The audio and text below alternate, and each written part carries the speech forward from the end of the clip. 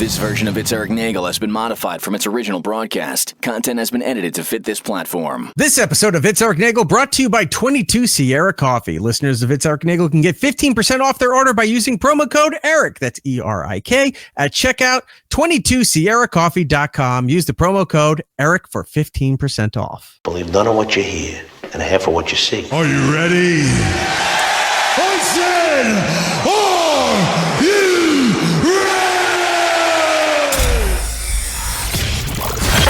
It's Eric Nagel, and it starts now. Ladies and gentlemen of the universe, the next voice you hear, it's Eric Nagel. Thank you, Scott Shannon. Hello, everybody. Welcome to the program. I am Eric Nagel, and joining me each and every week from the frozen tundra known as Arizona, please say hello to Jordan. Hey, everybody. Okay, that's enough of Jordan. If you're listening to us on iHeartRadio app, thank you very much for doing so. If you're listening to us any place, time when it's more convenient for you to do so, Apple, Spotify, things of that nature, do us a kindness, go over there, leave us a positive review. It does help out the program. And if you want to join us live each and every week as we're doing said program, go over to our live rooms with YouTube and on Twitch. All under It's Eric Nagel. We can go in there. You can join, hit like, subscribe, hit the notifications. All of this is free. It sounds like it's a lot of work, but really it is not. And then once you're in there, you can come and join the live room as we're doing the show. You can say nice things, say terrible things, throw a dollar amount, and we'll read whatever you want to read because that keeps Jordan happy. Show us your bits. Show us your bits. We got to put that graphic up there for that. All right. Anyway, welcome to the program. We have a lot to get to here, a lot of footage, a lot of stuff that we didn't talk about in the last couple of weeks because we became preoccupied with one Spencer Pratt. Spencer, if you're not familiar, Spencer was a show, I guess it was Laguna Beach on MTV that spun off to the hills. Yeah, something like that. Something like that. Anyway, so he was this kind of burrito granola kind of hippie guy into crystals who was like, people say he was like the first reality TV villain, which is not a title to be proud of, but if that's the case, I don't know. I thought it was the naked guy from Survivor, the first season, Richard Hatch. Now, see, mine would have been Puck from, I think, what, season 3? Oh, yeah. The snot rocket, sticking his finger in the peanut butter. Making fun of the guy who died of AIDS. I mean... Funny story, the girl he used to date on the show, Rachel, who's now like a really right-leaning Republican. She works for a network. It's not Fox. It's something else. It's not Fox. I don't know if it's OAN? OAN. That OAN? Owns Oprah's network. No, she's not working on Oprah. The OAN, I think, or Newsmax, something to that. No, she's working for Oprah. Let's spread that around. Okay. Her mother was my Spanish substitute teacher in high school. So like I got to meet her a few times at like the height of her popularity. I was like, wow, you're kind of a bitch here too. Anyway. Her mom or her in real life? Oh, both? Okay. All right. Look, there's a reason why I don't speak much Spanish, Eric. Wow. I know. The connections that you had. Uh-huh. Anyway, so Spencer lost his house during the Great Palisades Fire of 25. Wearing a benefit T-shirt for LA firefighters right now. Right. That's where I put all my donations into T-shirts and shit that will donate to firefighters. It's way better than what he was doing. So he went unhinged.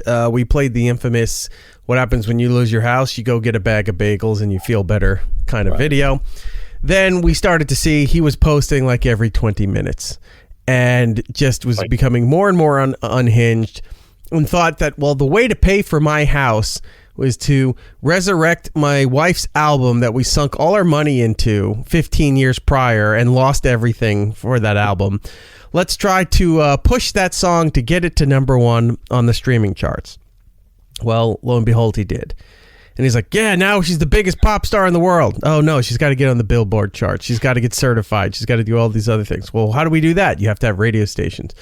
He goes on and to videos and says, well, I didn't know we had to do radio stations, so call your local radio stations. That doesn't work. We've explained in Call your congressman. Yeah, exactly. It's about as effective as that. Or what's the one, change.org? Yeah. 200,000 signatures. Really? Okay. Did it do anything? No, it never does.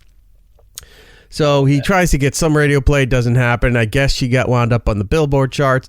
He had a friend that had a GoFundMe going for him, and he had to yell on a video that 100,000 wasn't enough. He needed 3 million. Like, there was just all these twists and turns that kept making him look worse and worse. So what we did is we put up a supercut of this video. I should have the graphic here, and I forgot to load it. Give me a second. I'll put it in here now. We put a supercut together of him. Like, we broke it down into sections. Right. Because he had so many different things of shitting on the people in North Carolina, trying to resurrect the thousands and millions of dollars I guess he spent on crystals, thinking that now they're supercharged because they were forged in the fires and under the moon's energy and all this nonsense that he was really all over the place with this. Yeah, he was going to try to sell those to people, and then he did all the TikTok stuff, and he's like, I made $25,000. Oh, that's great for what he did for a week's work. For anybody else, $25,000, a lot of money. I mean, that'd be nice. Yeah. Well, you got to do that again because it resets every 7 days, and then you started to see him slowly back off of that. Anyway, supercut video is where is it? Right there. It's up on our YouTube channel. Oh, I love that middle picture. Right there. I love him holding the burrito. Right. Well, 2 of those 3 photos are real. One's AI. I won't tell you which is which, but I'm sure you can guess. That video went up on YouTube, and we put it out everywhere on social media. We tagged Spencer. We're not dicks like that. If we're going to talk about people, we'll tag them to let them know. Oh, yeah, we have no problem that we're doing that. I didn't see this. It was like minutes after I had posted this. Mm-hmm. Jordan sends me a screenshot and he goes, did you see this? No, I didn't. Look at this. Oh, almost immediately. Yeah. Spencer loves us. He loved the video. And I said, wow, if he did it there, let me see if he did it on the other platforms that we put it on. And there's a message on Instagram. Yep, did it there too. And did it on TikTok. Now, somebody else had commented and he goes, this guy must be just searching his name constantly on all these platforms to see if anyone's talking about him. I'm sure he's got an alert set up where, like, anytime he's brought up, it pops into it, so he's got to go see what's going on. Right. Maybe he did. Maybe he didn't. I don't know. But anyway, he showed up everywhere. Now, because he was looking for his name, I guess a lot of people who were fans of the show, or him or his wife or whatever, apparently they have one of those couples names. They're Team Spidey. And I guess they saw that he was liking and posting about the video, because then they started, at least on TikTok, not so much on the other platforms. So I think all his audience is on TikTok, started liking the video. And all we did was a billboard. There wasn't a video clip. There wasn't anything talking about him. It was then, and then description saying he's unhinged. He's slumming it in Marshalls. All the stuff that we were talking about in there is in the description. A lot of people supporting him, a lot of people trying to insult us, which came off as really weak attempts. One lady said, you should spell check before you post anything, and all her stuff was incorrect. So, not to be petty, but if you're going to play that game, let's turn the magnifying glass on you and see what you did wrong. Yeah, we got a lot of feedback on this thing, right? Now, I looked over at YouTube, and I'm like, well, there's not that many views on there. So they're seeing it, they're commenting about it, but I'm not seeing the views. So apparently, I guess YouTube takes a while for it. When you first load a video, it takes a while for all the numbers to start kicking in. I think we're like at 2,000 already, and it only went up late last night. So his audience is seeing it. He saw the video, maybe, or at least he pointed people in the direction by looking and responding to things. So thank you, Spencer, for doing that. I will say this. He handled it better than most people would have. They would either not have acknowledged it or been a real bitch about it. He leaned into the skid. He was going full into the heel mode and was liking everything. So now I can take a step back and go, all right, I don't entirely dislike the guy. I don't like the things he said in those videos, but I kind of respect him a little bit more. Do you think that he's the type where he goes, I mean, even the bad press is good press for me? Like, he's leaned into that so much that even if we were shitting on him the entire time, which, I mean, we weren't very flattering to him. Right. He doesn't care. No. His name's out there now. Another show is talking about him. He wants he needs to make money and make it fast. So exactly this is what he's doing. Calling JG Wentworth. So and we've also heard from a lot of you, and we are not doing any more Spencer coverage, even though there's plenty of other videos to go to. 2 weeks was enough, and we're moving on from that. But again, if you want to go check out the video, we did the supercut. It's all there up on the YouTube channel, the Spencer for Hire video. And that's called that way, one, because Jordan reminded us of that old 80s television show that existed, which, by the way, is terrible. And it lasted like 7 seasons. Yeah, it was really bad. Someone hire Spencer already. Jesus Christ. And also in our video, there was a couple of videos where he was soliciting corporations to hire him so he could do tone-deaf ads to bring attention and make money, which is not what corporations ever want to do. So... all done with the Spencer stuff. Go over to the YouTube channel. Give it a watch if you want. Give it a like. That's more important. And we are done with Spencer. Moving on. How are you, by the way? I'm good. Not bad. It's not a crazy week for me. I mean, the usual. Doing the dad bit. Going playing a little sand volleyball with the kids. I'm coaching and doing all that fun stuff. I was telling you this last night for a little bit that last night's practice, we decided to change it up a little bit. We did some of the skills stuff, but then me and a couple of the other parents decided, hey, let's get an actual game going. You girls, obviously we're going to treat it like a real game. So the girls, there's 8 of them, so 6 on a court. They rotate out. And then they took on 4 of us parents, and we beat the crap out of them. Like, I held nothing back. I was serving it at my daughter, like...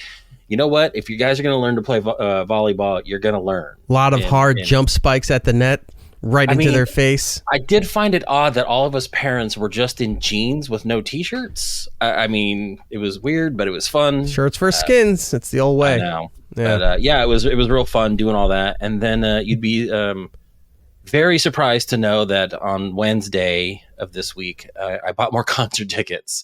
So I will be going to go see 9 Inch Nails this fall. Oh, you got tickets. I did. I've seen a bunch of people screaming online, and these are people I know.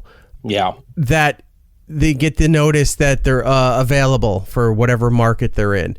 Yeah, they go to buy, and they were having problems where the processing... Here, I'll bring up one example, but they were having problems where the processing wasn't going through, it was holding, and then it said these tickets aren't available anymore, and then everything was sold out. It's like, how did it sell out so fast? Now, this is not new. Ticketmaster is very, scumbag when it comes to these things, because a lot of the times they say, oh, we have all the software and prevention tactics in there to prevent bot farming and ticket purchases, but the bots are theirs.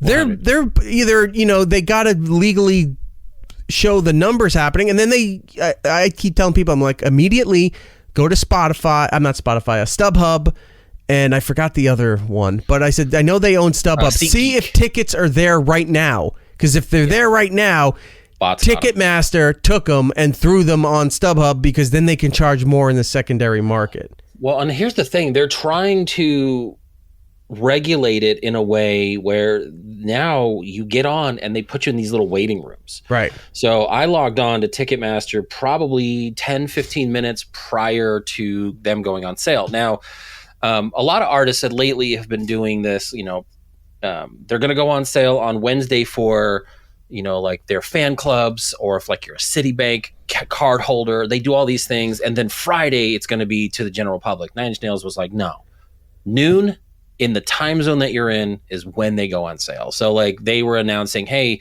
East Coast, these markets are ready, go get them, and then they were doing that. So I got on around 11:45 a.m. my time, got on there, and they're like, okay, now you're in the little waiting room. This is how many more minutes till they go on sale. So I'm like, oh, cool. Right. And then once noon hit, screen refreshed, I was number 1,655 in line. And I'm like, holy shit, there's no way. Thankfully, it went by pretty quick. I didn't have any issues. I was able to pick my seats, got my tickets, and went about my business. But yeah, I mean, these were going pretty quick. I don't know if this is a precursor to them actually like announcing a new album. I know that he's been doing a lot of soundtracks and winning Oscars and Golden Globes and all this stuff for all his work with, his partner. He also is doing the Tron soundtrack later this year. So there's that. So I don't know if, he's got some new lease on life and wants to do more music for Nine Inch Nails. I know he kind of puts these things on back burners. He could be doing a Mike Patton thing where you only do Faith No More to fund Mr. Bungle and all your side projects. So exactly. That could be he needs that Nine Inch Nails money. He's like, well, I want to do all these other things. Fuck. All right, we'll do Nine Inch Nails again, and then I got to go do all my other stuff. Here's somebody that I know that posted about trying to buy tickets in the Tampa area. It said, incredibly frustrating and sketchy experience trying to purchase Nine Inch Nails tickets this afternoon through Ticketmaster. Every time a pair of tickets popped up, order cannot be processed, then browsing activity has been paused, and then the tickets disappear. Anybody else successful in getting a pair of tickets? And a lot of people, I guess he knows in that area, we're all saying it's like, no, they were getting blocked, or it would sit there and hang. Like, all right, I clicked purchase and you go, and it would just sit there for a while. Nothing would happen. You go to refresh it and you lost your spot. The tickets were gone. This is not anything new that we've known forever. I mean, the biggest spotlight was I know Beyonce had a thing, but the Taylor Swift had that there too, had that issue too. So as much as they try to work on it, it seems like Ticketmaster just can do whatever the fuck they want. How does anybody get tickets unless you're spending thousands of dollars for $100 ticket? Well, and here's the thing. Like, my tickets, I didn't go on the floor. Like, I'm at this point now where it's like, as long as I get to go, I get to go. Sometimes if I get lower level tickets, great. If there's acts that I haven't seen before and maybe I want to experience something different, maybe I'll spend a little bit more money. I spent less than $100 per ticket. So, whatever. By the time I checked out, the tickets cost me almost $270 for 2 tickets under $200. So I bought 2 tickets. The total was like 180 something. And then at checkout, it was like almost 260, something like that. I'm like, the fees almost add an extra cost of a ticket. It's ridiculous. And they still will never get checked on this. They have all these Congress and Senate meetings, and it's a monopoly. I'm still going. When will you realize that I've been right about this for the longest time? Look here, just because you're mad that you and I are going to go hold hands watching Billy Idol and Joan Jett and the Blackhearts? Yes. Doesn't mean you have to be so bitter about my other concerts. No, but I've told people for decades, stop going to sporting events and concerts and all this stuff because you're getting railroaded by the process and the price. It's not worth the price to go that you've overpaid for these tickets. It's not worth the frustration to go through all this to get to the point to overpay for tickets. And yet everyone still does this. Mm-hmm. I'll still go. There's other shows I still kind of want to go to this year. It's maddening. It's John Maddening 2025. It's John Maddening. Yeah. Here's a guy. All right. Well, yeah, I had sent a notice to Jordan that I said I might actually go to a concert this year.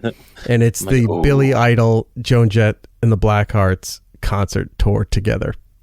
I was looking at that and I was like, I think I might want to go do that. If it's reasonably priced, if it's conveniently located, I will go to that concert.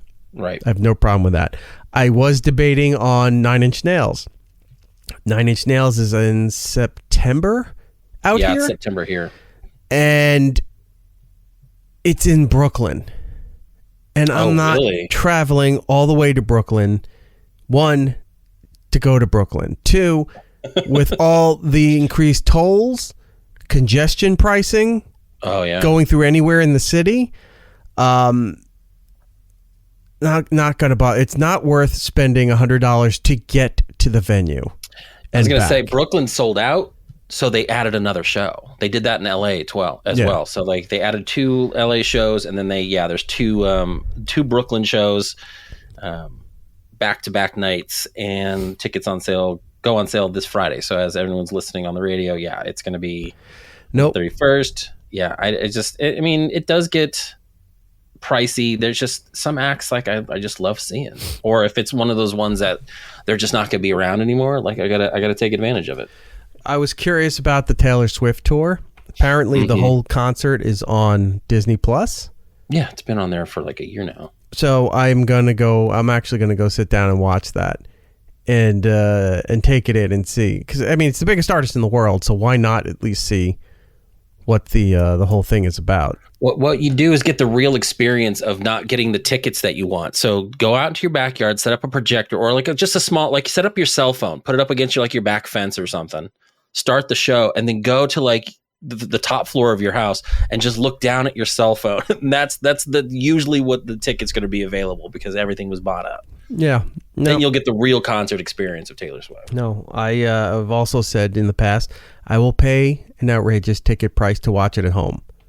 Yeah. If I can watch a live concert at home, I'll pay $60-$100 if it's a band I really give a shit about. Now, or a festival I give a shit about. Well, and before, I mean, we'll talk about this in I watch Coachella on YouTube. I know. And I don't feel that I'm missing out, and wish that I was there. The shows are amazing that I'm seeing, at least the performances from, the artists that I like. But I don't feel like, man, I really needed to be there in that misery for an hour to enjoy a band, and then everything else surrounding it is terrible. Well, and here's the thing. And like I said, we're going to talk about it probably a little bit more in segment 2. We both watched the SNL music special. Did that not like spark at least a little bit of like, some of these things I would love to see live? Like I'm watching some of these acts, I'm like, oh my God, that would have been great to experience that. And that's why I go to these shows. Like I want to be there. Mm-hmm. That doesn't at all. No, there's artists. There was stuff there, and I was like, oh, I remember that performance, or some of those ones from the '80s when I was, still too young and to understand any of that stuff. I'm like, oh, that was really cool. Like when they were showing the Talking Heads. Sure. And I was like, oh, that looks awesome. I'll go back and watch those. Hell, I went back and watched the episode that Desi Arnaz was hosting. When he popped up in there, and I'm just like, oh my God, I got to go find that episode as well. Like, yeah, and I went back. I watched his whole music performance. He did the conga line. He said goodnight, Lucy, which apparently, because he wasn't on speaking terms with her at that point in the 80s. Yeah. And I was like, this is fucking awesome. And I mean, we'll talk about the special later. But yeah, the special was great. I went back and looked.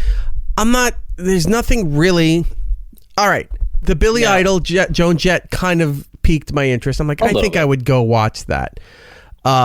If Less Than Jake was, and they do play not far from me when they come to New Jersey. If it was not in the middle of the week, just because where my life is at right now, I can't really break out to go to a concert on a Tuesday or a Wednesday, so it's difficult. I would go see them. Well, for me, I'm going to go see Coheed that Sunday, but and not then Cambria, that Tuesday is not Cambria. Fuck Cambria. I can't afford Cambria tickets. No, thank you. But Nine Inch Nails is that Tuesday, so for 2 days in a row, like I have 9 to go Inch Cambria. There we go. 9 Inch Cambria. Just combine them, put them all on a Monday, and I'll be all right. Yeah. Here's my thing though. Like I am now at a point where I'm introducing my daughter to new things and some of these concerts. When your kid is old enough and says, look, I want to maybe go to these things, or you want to show her these, then are you saying, like, let's go ahead and do it. I'm going to bite the bullet, and I want to experience, because you're finding out, and as we've had these conversations, I don't know. Yes, no, you don't want to do these things. And then she'll do this thing or whatever. And then you're like, all right, I get it now. Like I'm getting it as she ages up and you're experiencing these new things. I don't know, maybe. Or do you just ban music altogether and never let her listen to anything else ever again? She'll listen to the Gabby's Dollhouse and Encanto soundtracks for the rest of her life. Oh, you're going to go see those live? She'll be like Star-Lord. She'll think that's all the music that there is. And then it stopped at in the 70s. Yeah. No, I'm sure at that point when she actually has a legitimate, I'm like, if she just goes, oh, my friends are all going there, can I go there? No, I'm not spending... No, you're going to be out in the car as Spinal Tap wreaks havoc inside the arena. And I'll be out like Homer, just eating a sandwich, going, the little, making up lyrics to the little Spanish flea that doesn't have lyrics to it. And then meanwhile, there's just, you're seeing Millhouse go flying and Otto falls from the structure collapsing on him. And yeah. Screw you, Springtown. There'll be no encore. At some point, I will have to go and look at all that. But Until then, never, not going to be involved. But yeah, that was my week. Normal business as usual. I can tell you something involving my kid and things going on here. Okay. So, not far from New York City, the state of New York issued a new school holiday this year, this past Wednesday, for Lunar New Year. I see. I had no idea what it was. And then I was like, oh, it's a Chinese New Year thing. It's now an official school holiday for the state of New York. Other states might be adopting it. New Jersey Arizona didn't fully adopt it, but they decreed in observance of Lunar New Year, there will be no homework given to students on that day. So they still had to go to school, but they did not come home with homework. And I said, why bother? It's in defiance to all the homework the Chinese kids do. Right. Like, we won't do it. Yeah, all the Chinese kids got more homework that day. Yeah, they all got more homework. All the American kids had no homework that day. So this was all over the place. I'm like, why is this a thing? Like, why is this a big deal? Not that the holiday, but why is it like, oh, only one state's doing it? Here's what... I'm at that point now. It's like, well, if one thing kids don't need are more days off from school, because I've got half days all over the place. I've got days off all over the place from this stuff. And I get notices. Oh, you have to pick up your child at this time on Friday because it's I'm like, another half day now. What is going on here? Here's Old Man Winter yelling. When I was growing up, my school district was like the last to close down during the snow. I'd have to sit there and listening again on the radio for the school closings. The first two go by, didn't hear my school district. I'm like, are you kidding? Every surrounding district is closed. What's going on? And then by maybe the third one, which is when you're in the car on the highway heading to the school, you hear that the school's closed and you go, son of a bitch. Now you're turning around to drive back in the snow in the highway because now the school's closed. They didn't, it was barely a fucking time that they took a snow day.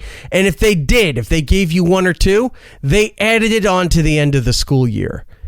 So it's like, well, we know the school year was supposed to end on like the 21st, but now it's going to end on the 25th. Why? Well, because we had snow days we have to make up for. We don't have to make up for anything. Stop. Yep. No, it's federal funding. It's like, fuck them. Take the loss. The teachers are gone. They've got 3 months off. They don't give a shit.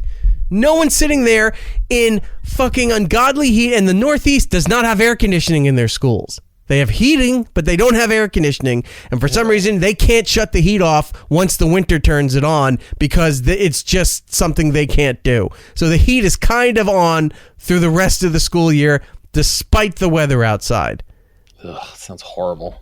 Also, it sounds like Arizona. So, yeah. I mean, either or. So, see, it's weird because like the East Coast had holidays that I don't think I ever had growing up on the West Coast. Like when my sister was out in Syracuse going to college, when I went out there, apparently people get like Yom Kippur out. Like a lot of the Jewish holidays, they get off on the East Coast, like in colleges and some of the schools. It sounded made up. I swear, Yom Kippur. Yom Kippur. I mean, come on. Yeah, no, it's just it's weird. Like the East Coast kind of adopts these holidays because I don't know, melting pot or something like that. I've never heard of Lunar New Year being celebrated as much. I'm sure like lately. California does. West Coast, not West Coast, Bay Area, California, maybe even LA. I'm sure they observe it. Big Asian populations on the West Coast. True, maybe. But yeah, I've never observed a lot of these holidays. Right. Well, it's just another thing that they keep making up so that they get days off, and it's aggravating because then I have to change all my plans. It's like, what am I supposed to do with the kid today? What am I supposed to do? Just staring at her, just going, you could have been at school. Ridiculous. Ruining my nap time. Pizza King in the chat. I feel like people over 40 who go to a lot of music festivals, music events, fall into two camps. They're caught up in nostalgia of the past and those who missed them in their youth and are trying to make up for it.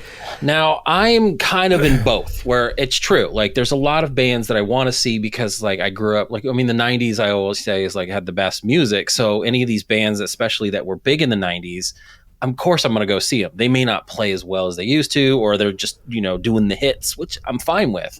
And part of it Jordan is loves because, Color Me Bad. Oh God, I would go see Color Me Bad. Just he wants them to sex him up. Ooh. Yep, exactly. And I would also say, like, you're right. There's nostalgia for me not being able to see them when I was younger. Like, I didn't go to a lot of concerts in high school. It wasn't until like later on, like senior year, that I started kind of going out and seeing Bad Religion and all these things. Which, by the way, they're coming out here. I might go to see that. Of course they are, because they don't stop.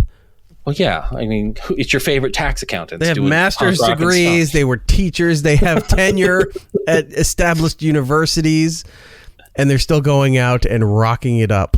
Oh, and they're still so good. I'll see them.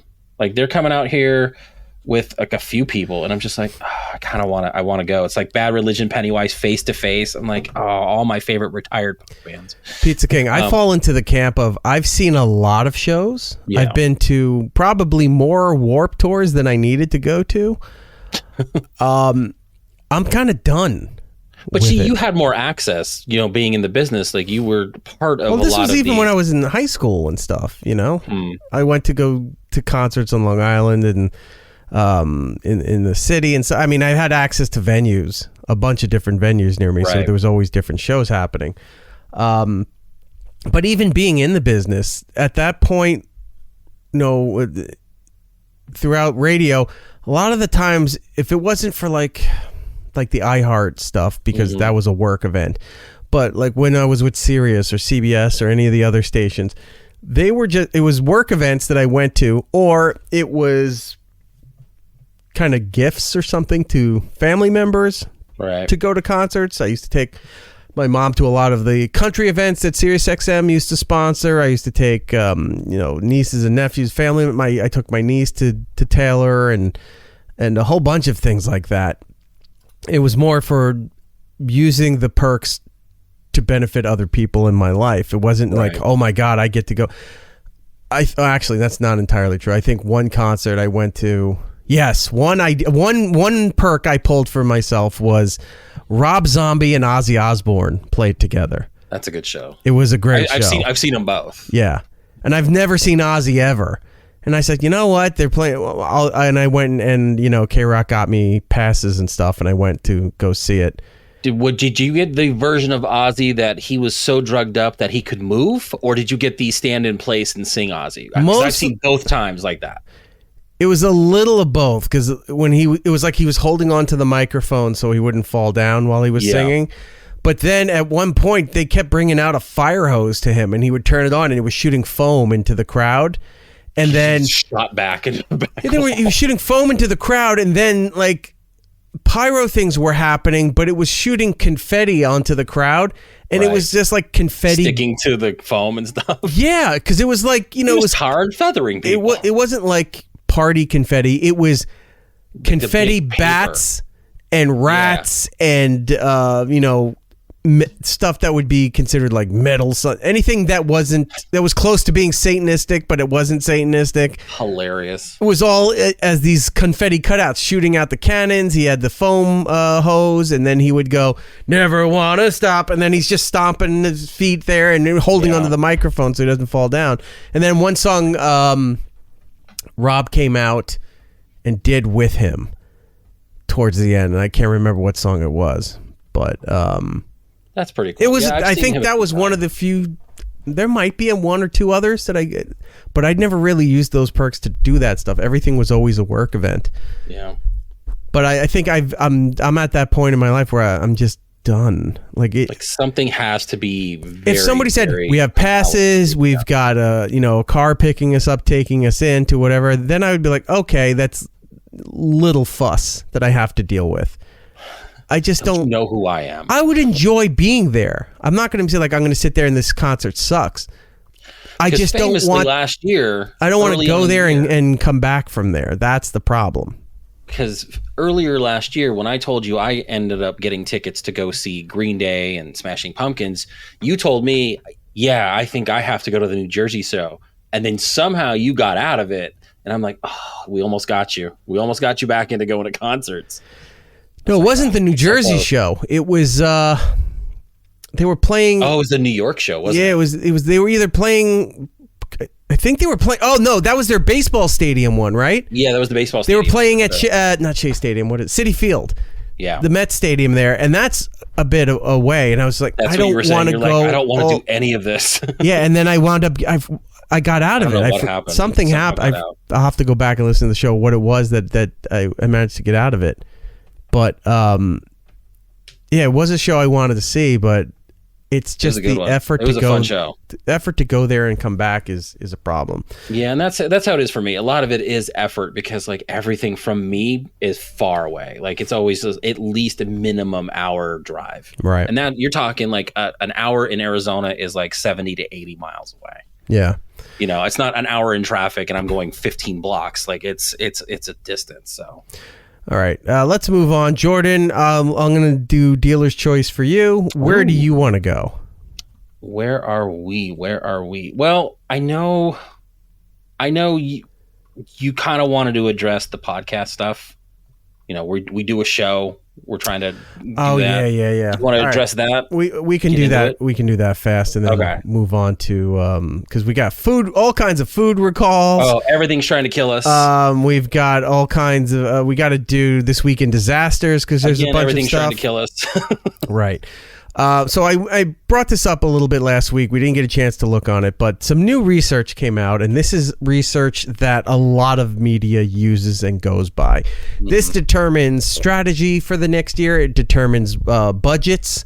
It also determines ad sales as far as, sponsorships and endorsements and all those kind of things. This is the estimates. This is the information that they get, and they go, all right, these are the numbers that we have.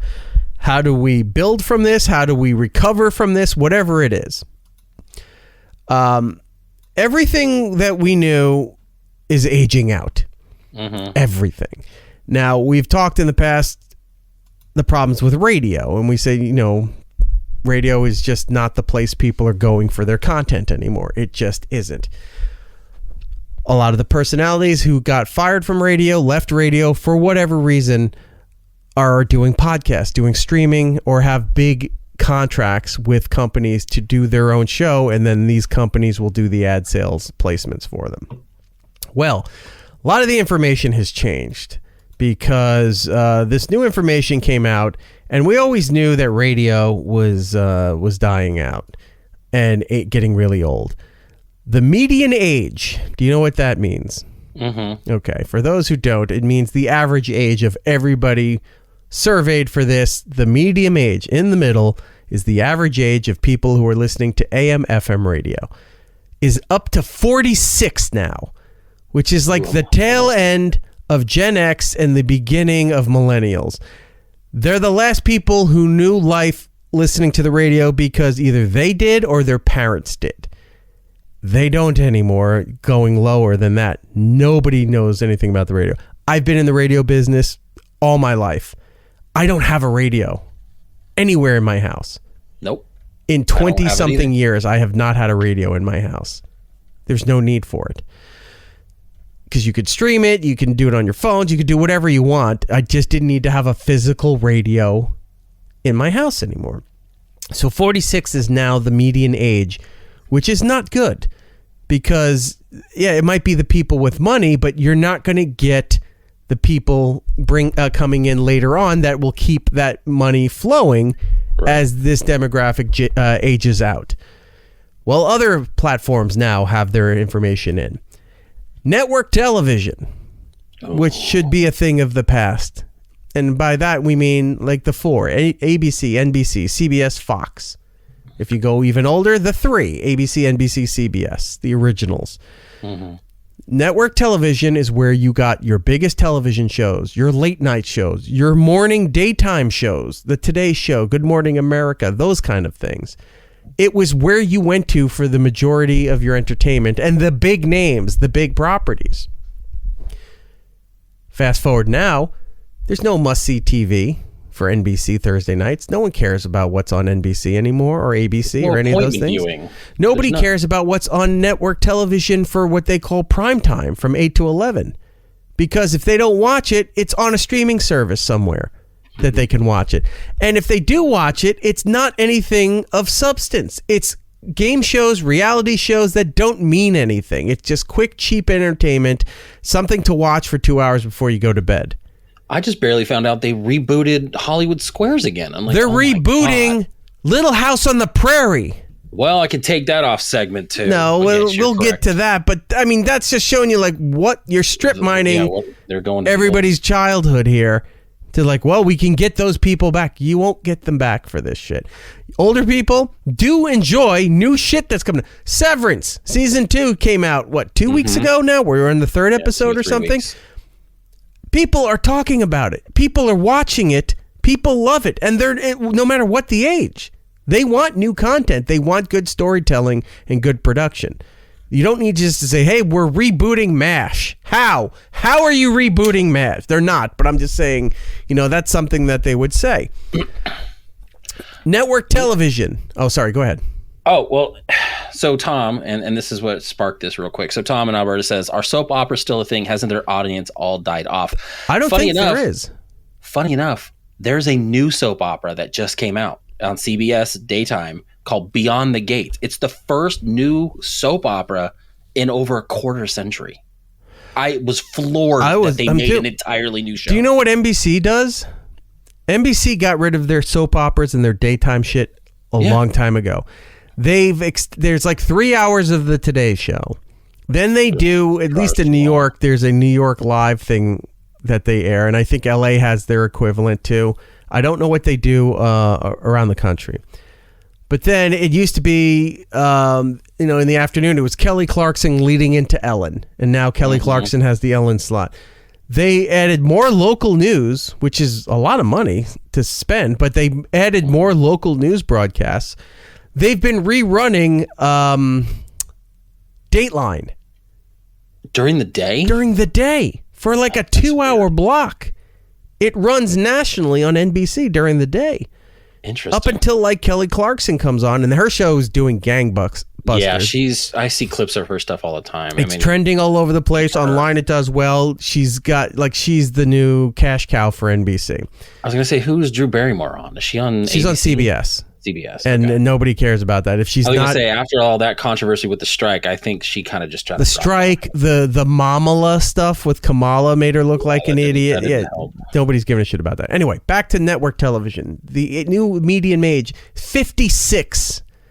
You're 56 years old as average if you're still watching regular network television. Give that another 10 years. That'll be in the 60s and the 70s. That's dying out. They have no younger people. You won't have daytime TV at that point. You won't have network television at that point. No matter what daytime, nighttime, whatever. Right. Podcasts, which is where this comes and affects us a bit. The median age of podcast aged up. So about a year or so ago, it was 32 years old. Now 36. Wow. So everyone's pushing towards podcasting, which is not a terrible thing. There's just way too many of them out there, and not a lot of them are generating any kind of revenue. So it's just like a wasteland for a lot of this stuff. I mean, yeah. I mean, most if you're not like a celebrity that started some kind of podcast or have already some name recognition. Yeah, if you're not already successful or famous, you're not going anywhere with podcasts right now. Right. You could make a nice little, corner of the world for yourself. Mm-hmm. But you're not going to ever have an opportunity to be bought and like, oh, this is our property now, because they don't do that. Networks and companies aren't looking to build their own properties and say, we own this. They're looking to license successful properties, and we're just going to do the ad sales for that. So we're licensing these shows for the next 3 years. You can get them through our network, and we make all the ad sales money because of the amount of money we spent on it. 36 years of age. So that means younger people are starting to not really focus on podcasts anymore. When we were doing the Spencer stuff and he was arguing or having a fight with Alex Cooper, who, if you don't know who she is, hosts a show called Call Her Daddy. It's the biggest female attraction podcast in the world right now. Right. She just started her new deal last week with SiriusXM. She got paid $120 million for her contract, for her Unwell podcast network, and whatever the itinerary is on that network is all, being presented through SiriusXM, and they're doing all the ad sales for all those properties. And they gave her like a music channel or something too. Big deal. She worked hard. She came from Spotify, and before that, Barstool. Like, she built this thing up over time.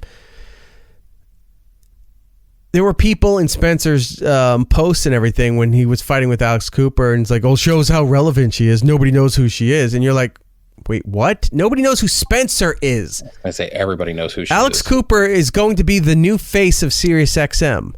Yeah. Whether Howard resigns in the fall or not. And Sirius has to cut $275 million this year.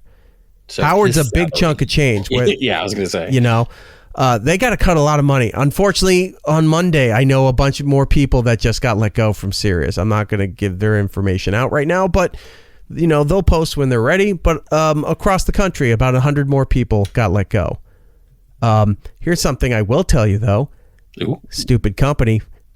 Let go their entire video production team. Holy shit. All of them. So you're like, wait, they let their video there's never been a time where video production is more important for any property than now. I was going to say, if anything, like, no, not the audio, but yeah, video would be very important to have. Right. So they cut their video production people, and you go, why would you do like this? It's a completely stupid move. But I'm thinking about this because it was bothering me. I'm like, why would you fire your production team? I don't know if this is true, but my theory is this. They're licensing so many high-level properties that have their own video people. Mm-hmm. I think they're going, well, we don't need to have these people in-house anymore because Howard has his own people. Alex Cooper has her own people. Conan has his own people. I don't know what Smartless is doing, which, by the way, Smartless jumped the shark last year with God, I forgot they were still a show. That show they did with Biden, Obama, and Clinton for the fundraiser before Biden dropped out of the race. Nobody's talked about that podcast ever since. Right. So, and they spent $100 million for a few years of that podcast. They have probably their own people too. So they're paying for all these properties to license. They have their own video teams. They probably go, we just get the videos from them and we post it on our stuff. Mm-hmm. They also changed their trajectory for the way the business model is running, where they said they're not focusing on streaming anymore. They're worried about just what's going on in their cars, and that's it. They're not really going to care about what's streaming on the app or on their website or what have you. Now they fired the video production people. So that's the only reason I could think of where they're like, oh, that's a cost-cutting move. We can just take the videos from the properties we're already licensing. But you lost your own in-house. So if something happened, that was one of the magical things about SiriusXM. There was all walks of life celebrity showing up at that place. So we had weird crossovers even on O&A and on Howard and stuff. We had weird crossovers all the time based on who was in the building. You're not going to document those moments anymore because all your production teams are gone. Right. No photos, no videos, no any of this shit. So that's unsettling that they did it. But all these other companies are like doubling, tripling down on their production stuff and their streaming stuff. They're whatever. So podcasts are the age now is 36. What happens after, let's see, millennial, Gen Z. So Gen Z is what, in their 20s right now, hitting 30? Like that, yeah. Right?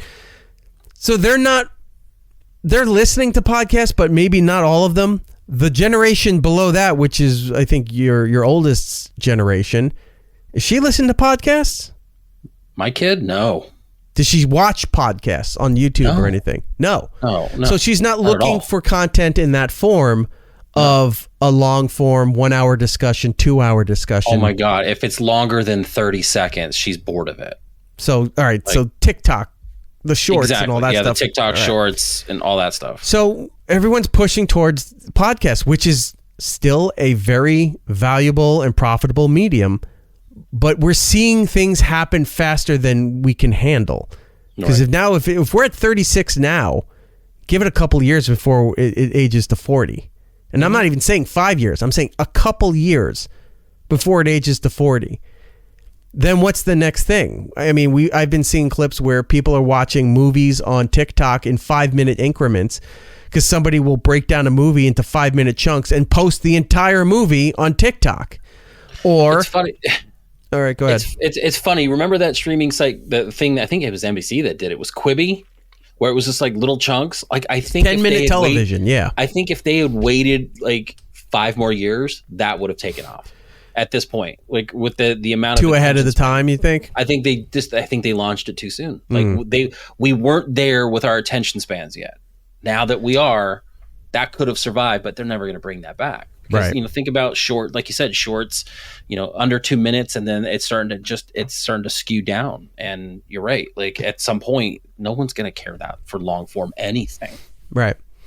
Real quick, Pizza King. Is Bennington getting cut? I don't think so. Their contract, I think, is done this year.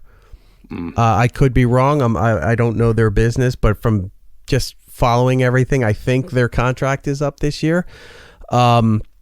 Stranger things could happen because after that announcement of how much money they have to cut and all the downsizing that they're looking to do, Norton left the Jim and Sam show. He was gone. And we only found out that he wasn't coming back during the Christmas break when he was recording that advice show with TJ Miller, saying that he was done and not coming back. And then Sam came back, and I saw a clip online where he was like, they didn't know what they were going to do. But then the next day, it's like, oh, it's the Sam Roberts show. So they knew exactly what they were doing because they had the artwork. They had all of that stuff ready to go. So they just gave a day buffer and then started the next day. They signed him for, I don't know, I'm guessing probably a year. I don't know. I'm not there. So if they signed him, I think Bennington still has a shot at the end of this year. It depends how bad this year goes for this company. I would like Bennington to stay. I really enjoy everything that Ron does. And, I like Chris, Earl, and Gail and all of them. Always loved them, always supported them. I would like to see them continue on I would like it to go until Ron feels like he's done. And then he ends on his own terms. Because nowadays you don't get to end on your own terms anymore. So I don't know, but I can't see other in-house shows lasting. All the smaller shows that were all Sirius XM exclusive stuff, they don't care. They're getting rid of all of these things. It doesn't mean anything to them anymore. And then the final thing with the research was streaming, online streaming. Netflix in particular. They did their research, they're surveying all of this stuff. Netflix is in danger of aging out because officially the median age for people who watch Netflix, 44. Oh, 44. That's rough. No wonder nothing stays. Right. Which is also probably why Netflix made such bold moves, because they saw where this was going, that they signed wrestling for 5 years, because that will bring in an older audience, but a younger audience, and a continuous younger audience that always evolves into a wrestling fan. So you'll get family stuff there. They were trying to do a lot more live stuff with comedy shows and concerts and all of these things. Sporting events, like they were doing football on Christmas. I was watching the Chiefs-Raiders game live on Netflix. But even footballs, like sports, are aged out too. At least how they're at least trying to do different things to try to bring more than just the 44-year-old sports nerds. You know what I mean? Like, right. Well, the average age for Netflix is now 44 years of age. So that one's rough. That's not good, because then that means, what are the other streaming things doing? Because I can imagine Disney's number is way younger, because I don't know many older people watching Disney unless it's a Marvel show, a Star Wars thing, or the Fox movies that they bring over. I was going to say, I think it's more of I think you're going to see a higher aged audience for Disney Plus because of that, the way they brought Hulu into it. So like if everything's streaming all on the app. But Hulu would be registered separately. Even through the app? Because if I go to do Disney Plus, all the Hulu information is there. I'm not going to Hulu as an app. Yeah, I think it's, it's like a separate but equal kind of thing where. Whoa, not here, buddy. Oh, okay. Well, if that's how you want to be, it's only one. Only one kind of way of thinking here for Jordan. Yeah. We only recognize But two. Disney has the break off too, where you can do it just kid stuff. You know, you can do it as a little kid stuff, you can do it as an older kid stuff, and then you can have the tier where everything's open for everybody. Right. But Disney's got strong properties with the Australian dog thing. Bluey. She watches Bluey all the time, and Doc McStuffins and all, and those are record. Not only for viewing, but also merchandise sales. Because you go to any stores that still have toys, a toy section, there's tons of Doc McStuffins, there's tons of Bluey, there's Gabby's Dollhouse, which is Netflix owns that.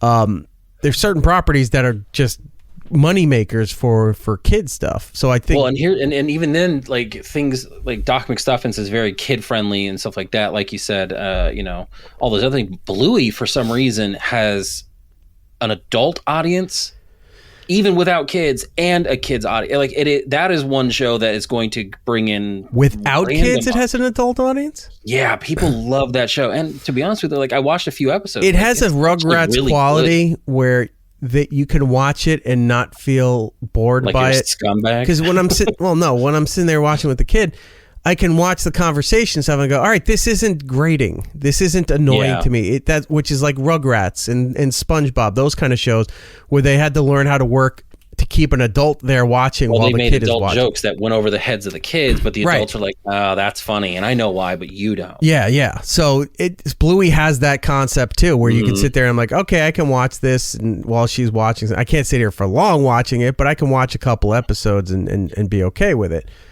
But anyway, yeah, that's the latest research that came out. And what was the other thing that I had with it? So the share of audio time spent among podcast consumers. This is for podcasts have grown as the leading audio platform among podcast listeners. So we're breaking this down here. What are the two specifications of this? Last quarter of last year. So as far as the way you can consume audio or visual versions of audio, meaning like music videos and stuff, podcast is leading now 35%. AM FM radio is still at 22%, still at number 2 for some. I think it's just because it's free and it's everywhere. You know, if you're in an office, you're in a store, you're in a mall. The other day I heard, do you know Walmart has their own radio station? Yes, it's weird. Like you can actually hear like Walmart DJs. Like, yeah, I didn't know that before. I was walking through the other day, and it was some guy like the Billy Show or something. Yeah, and he's on there. He's taking phone calls. They're playing a request. What Walmart do you go to? And look, Walmart's in every market of the country, so it's almost should be a radio station, I guess. Well, it's like Chick-fil-A doing their own TV content now. Like they're just. I haven't seen that shown up anywhere yet. I have. You have? Yep. Like on my TV, I have like a Vizio, and it's like a big screen, and they have their own little thing. I took pictures. I'll send them to you if I can find them. There's like some animated show that is literally produced by Chick-fil-A being pumped into people's televisions. It's wild, and it's not just for when you're at Chick-fil-A and sitting in their food area and just watching this stuff on their TVs. Like they're trying to pump stuff out. Okay, it's wild. I'll take your word for it. All right, so number 1 at podcasting, 2 is AM FM radio, 3 streaming, just regular I guess audio streaming, meaning Apple, Spotify, all those kind of things there. Right. 18%. Wow. YouTube Music at 11%, SiriusXM 5% of the total audio listening market. 5% is on their best attempt is what they got. Below that, audiobooks, owning your own music, people listening to the music that they own. TV music channels is towards the bottom, meaning MTV. Oh, okay. I don't even know if VH1's still a thing. I don't know if it is. And then other at 1%. Here's some little insider information. MTV's being sold in 3 months. Did you hear that, everybody? So get your checkbooks out. We're going to need some donations. Cash your stocks now out of Viacom if you can. And start donating to this show. We saw somewhere between Christmas, Thanksgiving and Christmas, we saw that article that Paramount was restructuring everything, and they viewed Comedy Central and MTV were the main two that they listed as and Nickelodeon. Nickelodeon was as not being profitable anymore, not being important anymore, and they were looking to reorganize. And that was also in the wake of a month prior, right after the election, when NBC announced that they were reorganizing all their cable outlets to a generic company, still under Universal, but separate from NBC News. And MSNBC and CNBC are under NBC News. So these channels have to move over there, and then they may not even have those names anymore. And it's just showing that they started to realize cable television isn't worth anything anymore. They're either going to sell these off to the highest bidder, or maybe some kind of trade value for other properties or something like that. The word I'm hearing is MTV will be done, or maybe not done, but at least sold in 3 months. So that means it's working on it. What else are they doing? Like, I mean, I can't. Anytime that I've shows that are on there anymore. I can't tell you the last time I saw MTV, because the MTV Video Music Awards, Viacom would put on like 8 different cable channels would broadcast it. So you didn't have to watch MTV to watch the MTV VMAs. No. But anytime before that, if I ever landed on MTV, it was that Rob guy. Robin Big? No, Rob. Oh, wait. Deirdrick. Him. Doing essentially like a show where they just watch shitty clips on the internet. And that was it. And then they have like a sort of a celebrity panel with them, but it's usually like Snooki and Machine Gun Kelly. They were watching shitty clips, complaining about the Mongolians. Yeah, exactly. Goddamn Mongolians. Goddamn Mongolians. So yeah, MTV's not going to have much left for this world, so that's going to be gone. All right, so the research thing is done. Moving on to the next thing here. Do we want to do food, or do we want to go into this week in? I think we should kind of go into this week in disasters. Why not? Let's do it. All right. The food's going to kill us next week. Who cares? Yeah, it is. I mean, there's weekly recalls every week, so we're stacking them up, and we'll give you all the information. We'll have a.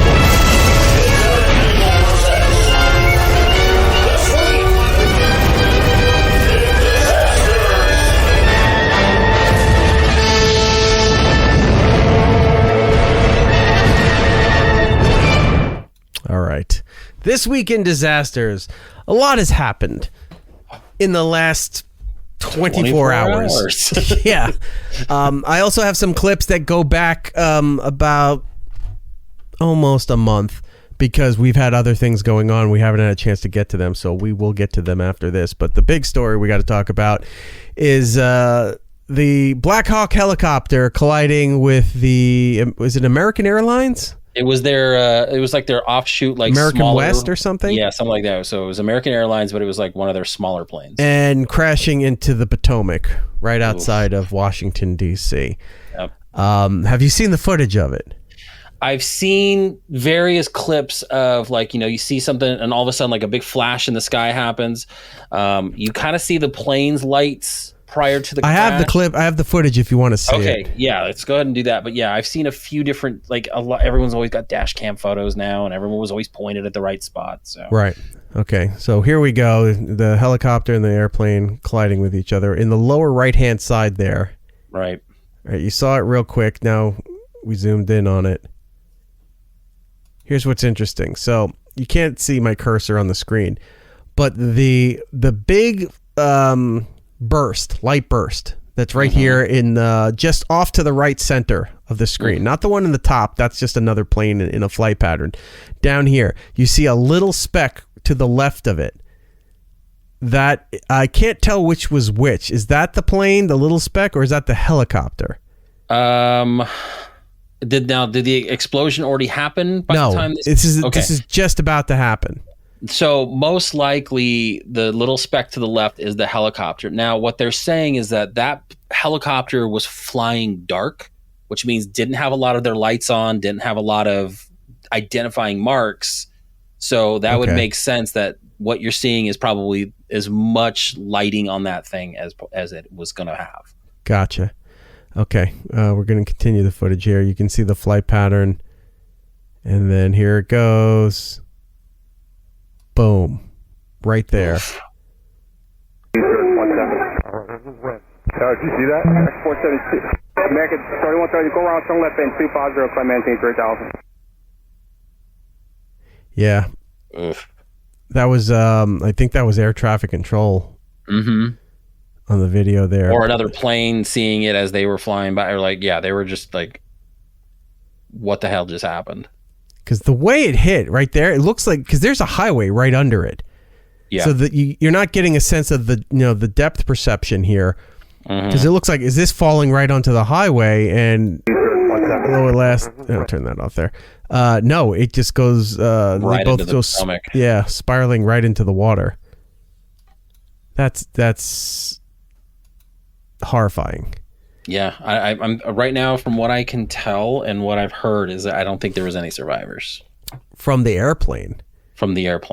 Yeah. There was four, at least unless I heard wrong, last night they were saying that four people were pulled from the helicopter. And you would think, well, the helicopter shouldn't have been as secured as the plane. Like, do you think the helicopter people would have been? Because we've heard helicopter stories here in New York where they do the tourism helicopters and they crash into the Hudson. They rarely they survive because the helicopter is just a tin can at that point. Yeah. And the helicopter, the four, I guess, what soldiers were they? Yeah, because it was a military Black Hawk, kind of resembling Air Force. I don't know, what are they calling, like, Marine Force One or something like that. It was like a not quite as big, but they're saying it was like a transport Black Hawk, like not quite the normal Black Hawk helicopter. All right, I'm getting stuff here from I guess the answer chain. Skittle said there's no survivors. Tom said 64 dead on the plane, 3 dead on the helicopter I last heard. So maybe I heard they recovered 4 bodies. Maybe they didn't say that last night because I think it was Lester Holt that was on the TV last night when they were talking about. So maybe they just said they recovered 4 people from the helicopter. They didn't declare them dead or anything yet at the time. Probably when I heard it. Yeah, I think they filmed both the soldiers in the helicopter also died. Okay, their bodies were pulled from the water. Okay, so I heard it too early. Everything was developing last night when you and I were kind of going over things. They recovered both black boxes from the downed jet. I don't know if helicopters. I'm assuming helicopters, especially military, probably would have something similar. What they're saying though, that flight had, I think, the U.S. figure skating team on it. Like they were coming back from a competition. Like that's what most on that plane was. They were saying that, when they were going down into the water, people were still in their seats. Like there was just nothing, like this just went down. Like people just were not getting out. So, and then like you said last night, the water's so cold. They're not surviving more than that picture of Washington's rate. Right. So I'm looking at some footage here. They're just speculating.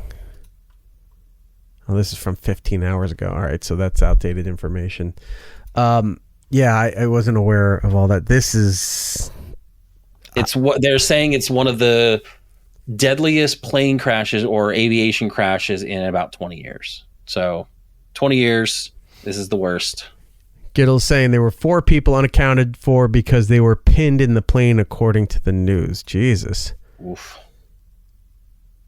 Coincidentally, Trump forced out the head of the FAA last week. Yeah, I know there's going to be a lot of political stuff on this. I'm not going to focus on that. There's been a lot of just garbage coming out of that. Tumble dry. Many of the skating people on the plane were from Boston, flying back from Kansas, connecting in D.C. Yeah. Jesus. And apparently Reagan Airport in that area has a lot of issues. I mean, just days before this happened, another flight had to abort landing because of another helicopter up nearby. So like this is just a bad spot.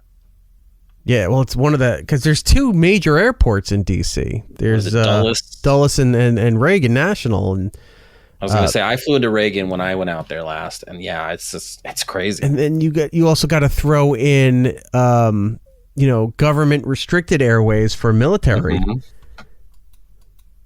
Oh, man, I feel terrible for everybody involved, but from what I was reading, it seemed, I mean, this is all speculation, I guess, or at least early information. Maybe it's changed, but they were saying like the helicopter was aware of the plane's flight plan and then still made a right-hand turn right into it. I'm not saying that like some kind of conspiracy. No, I thing. know. That was just something I saw, and it was like they couldn't figure out if the helicopter knew that the plane was in that flight plan that they had there. The helicopter should have been able to at least get out of the way, like turn pretty fast to get out of the thing, and then turned right into it. Right. So, yeah. All right. They were coming back from Wichita. Yeah, I mean, there's a lot of kids on this plane, man. Like these were young figure skaters, like, 13, 15. As opposed to the 70-year-old figure skaters that, constantly. Look, they're spry for their age. Right. Let's see if I can get this this screen up here. Yeah, Skating Club of Boston named 6 victims. Yeah. Oof. Yeah, they just had some footage. It's when you're watching live streams from television or whatever, and they go to break, so then the channel locks into like a temporary thing, so you can't adjust the scrolling thing because of the commercials. Right. Here's what I got so far. Why is it not letting me add to the screen? Is this it? Okay, here it is. Yeah. So look at that. That was from earlier today. Sheesh. Wow. Fucking terrible. Yeah. Again, we had a pretty good safety rating for 16 years, and it's now done. And then, like I said, it's the worst crash in the U.S. in 20 years. Right, and just before this, they were talking about that Korean plane that was on fire. Oh God, that's right. Was it on the runway or no? Or was it in the air? No. It was. I think it was about to take off, and that was on fire. And then, like a month before, that plane landed in South Korea. That was on the emergency landing stuff was fucked up, but they would have all survived from what I understood if it had more room on the runway to just let it, do its thing, and it would have slowed down on its own. But those they changed the length of some of the runways, and the thing just like a bullet went right into a wall and killed all but 2 people on that plane when they all should have survived. I was going to say the one in Korea, 176 people on board were all evacuated safely through their thing. But I'm looking at it. Yeah, the whole top of the plane is just burnt out. Yep. Crazy. Ridiculous stuff. Sugar Shane in the chat saying, one thing I've learned from this tragedy is that all of a sudden everyone is an expert on flying. It happens with everything. You had forest experts. You had people who were extensive knowledge in topography during the LA fires. Now, is this where I make this about me and say I flew into Reagan, International, like 5 years ago? That could have been me. That could have been me. Yeah, you need to marry yourself. Now I have to donate everything in my closet. Tumble Dry saying that airport was built in the 40s, and the city and the region have grown around it. Mm-hmm. So it's like in SimCity for Super Nintendo, where you have the airport there, and then you put all the parks around it to try to control the pollution. But the population expands. Now all of a sudden you've got commercial parks and a playground near the airport. Godzilla. Yeah, and then the alien ship comes down, Bowser shows up, tornadoes.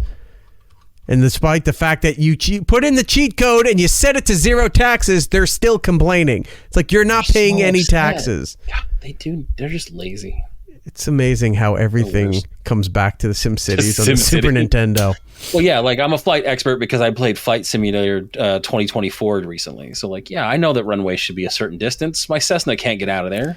Now, you can't joke about, well, you can, but it's in poor taste. If you joke about it, that the fact that this kind of collision is kind of what I do in GTA 5. 100%. Or what gets you banned from doing it in Microsoft Flight Simulator. Yeah.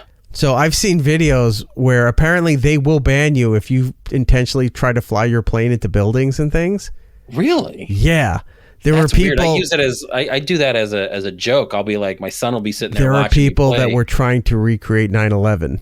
Oh well, yeah. And they got their accounts banned from it. Well, see, the problem is that they're not doing it on the on the down low and in the comfort of their homes. They're recording it and being assholes about it. They're live streaming it on Twitch, on YouTube, Kick, all of those places. See, so I just show my kid's school and I'll be like, "Hey, look at your school." And he's like, "Hey, neat." And then I like do a nosedive right into it. Sugar Shane, yeah, he's laughing. He's like, "What? Yeah, people were doing that. You can find the clips." It's not like where, you can fuck up and then you're trying to land on a highway and then you maybe land it and crash into a mall or something like that because you fucked up the whole experience. It's when they are live streaming and then they're purposely attacking things with the planes. Microsoft or somebody alerts them to Microsoft and then they get their shit banned from playing that game. Which is different than the way you and I used it, where we were looking for Giddles' apartment. We did. We were finding hilarious. We were going through like Google Maps, and we're like, "Hey, there's Giddles. That's where we used to live. There's my place over there." We went and tried to buzz your neighborhood in the middle of the desert. Yeah, I was gonna say that was boring because it was just a lot of open land. At least when we were trying to find your place and Giddles' place, it was like, "Oh, look, there's a lot of trees right here." I was like, "What are those like?" Yeah. That was fun. Tom thinks we need to raise the spirits a little bit here, and he's putting in a request, and he's saying, "I think it's time that we need some Bob the Building." So, Tom, it's topical. For you. Bob the Building. He's a building. Bob the Building. Oh, no. There you go. There you go, Tom. There you go. Now, blame Canada. Yeah. The levity has been lifted. All right. Anyway, let's go to the next disaster. Next disaster coming up. This goes back a couple weeks. Again, like I said, we had some clips that we were meaning to do at the time, but we got caught up in other things, so we haven't had a chance to do it until now. This is going to Auburn, Washington. Now, when I heard there was this train crash in Auburn, you automatically think Alabama because it's the most famous one. Alas, that is not the case. This goes to Auburn, Washington, and from my research shows me that train crashes happened aplenty at this location in Auburn. Oh, so this is a known issue in this particular spot. Apparently so. Wow. Not that they've done anything about it, but this area is known to be the epicenter of train crashes in the Auburn, Washington area. This clip we're about to see is somehow a truck. I'm trying to understand if the truck stalled on the tracks or if the truck was trying to cross before the things were the arms were coming down. But there seems to be another truck in front of it, like maybe at a light and the traffic backed up. So they were trying to get over and then went, "Oh shit, this was poorly thought out. There's a train coming." So I'm going to show you the clip, and then I added on zoomed in and slowed down versions of the video so we can fully understand what's going on here. Let's take a look. You can see the guy getting out. You saw him. Oh no! He just hopped out of the what is it called? The cab, I guess, of the truck there. Yes. And giant guy, hauling ass, trying to get out of there before the train's coming.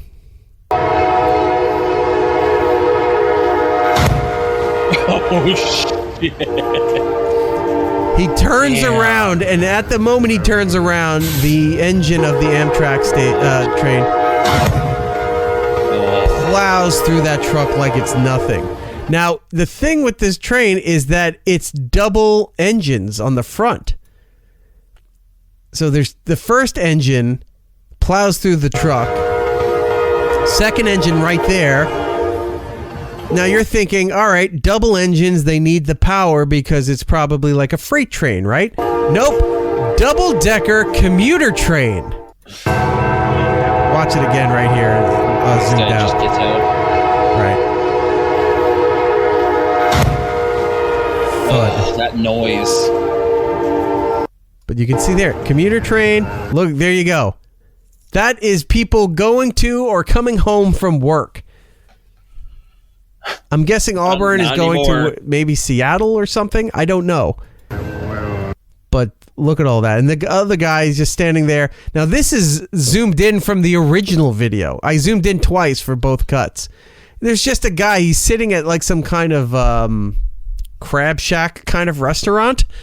He's just sitting there recording the whole thing. And he's like, oh, man. You just hear him mumbling like this is no big deal. Listen to this.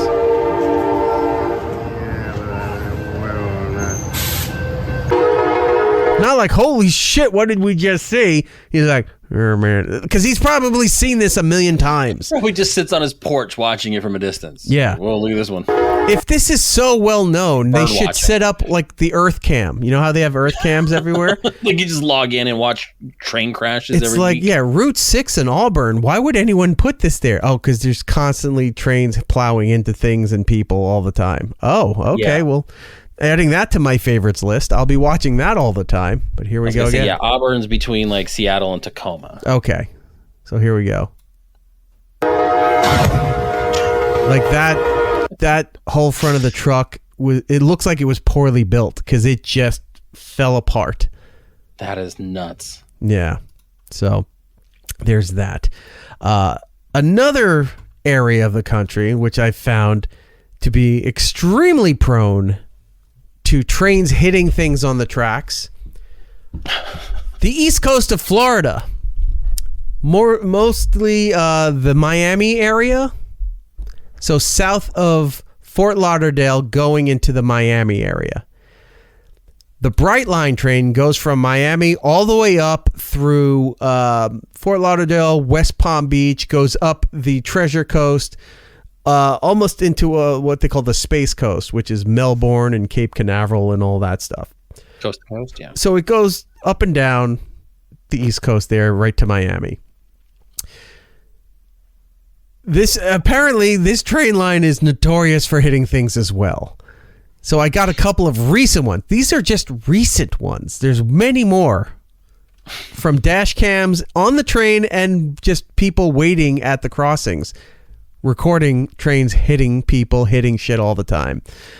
This one took place on January 8th, so about a month ago. It's the Brightline train system in Florida. This is in the North Miami Beach area, and this is another video where you're going to see the original, and then, of course, I had to also zoom in and slow down a little bit for you to believe what is happening here. Here we go. The view, for the radio people, the view is of a dash cam. I think the guy's an Uber driver or something, just sitting there right at the very line where the arms come down for the train, okay? He's not involved in this, but his dash cam caught everything. Here we go. It's pulling up. The arms are down. Now look to the left. So Lewis, all right, the guy's on the phone too. But look to the left for the oncoming traffic. What is that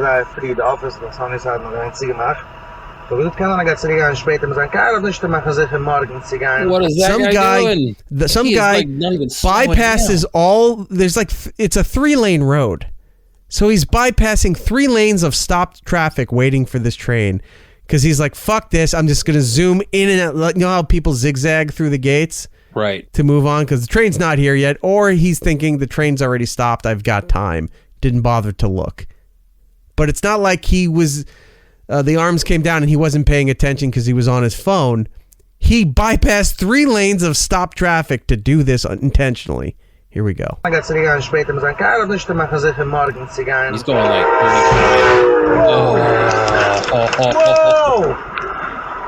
Train plows through that little car, spins it around, and then the car hits the railroad crossing sign. Now watch. Wi-Fi is connected.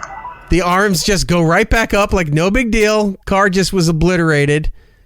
Arms go up. Traffic may go through now. And he's calling the police. Miami County Police and Fire, what's the address of your emergency? All right, here it is zoomed in again.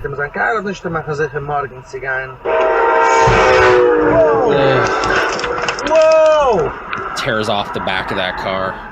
Yeah, it's all Just gone. the sound. So, follow up on this. The guy wound up going to the hospital in the car, but he survived. Was this like an older gentleman, or was just some idiot, like younger guy? I don't have the age on the person. There was very little information on that one, that at least from the articles I was finding. I'm sure there's something more in depth, but I didn't care at that point. I got the good footage. That's all I cared about. Sugar Shane's asking, you think it's totaled? Do you think they might be able to do something with it? Yeah, I don't know. It's all right, moving on. Same train line. Going back a week prior. Or 2 weeks. Wait, was it 2 weeks? No, a week prior. This is December 28th on the Bright Line path. We are now in Delray Beach, which is not far from the Miami area. Mm-hmm. Take a look at this and see what the train hits.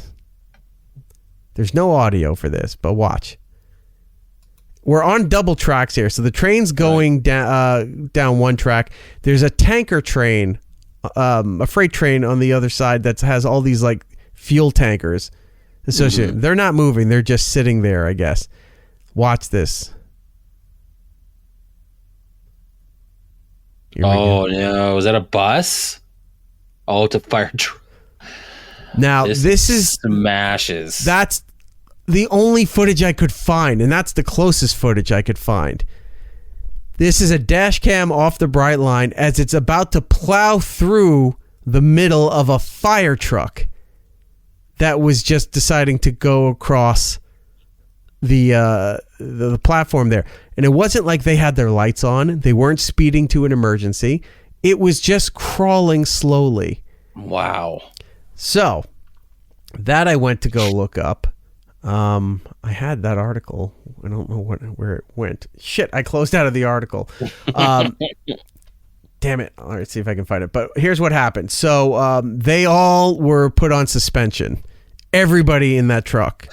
The fire truck? The fire truck. Oh, okay. Were all put in on suspension. I heard there might have been some firings involved with that. If I would have known that had I not closed out of the damn article. Just make it up. No one's going to look this up. No. Oh, here it is. Okay.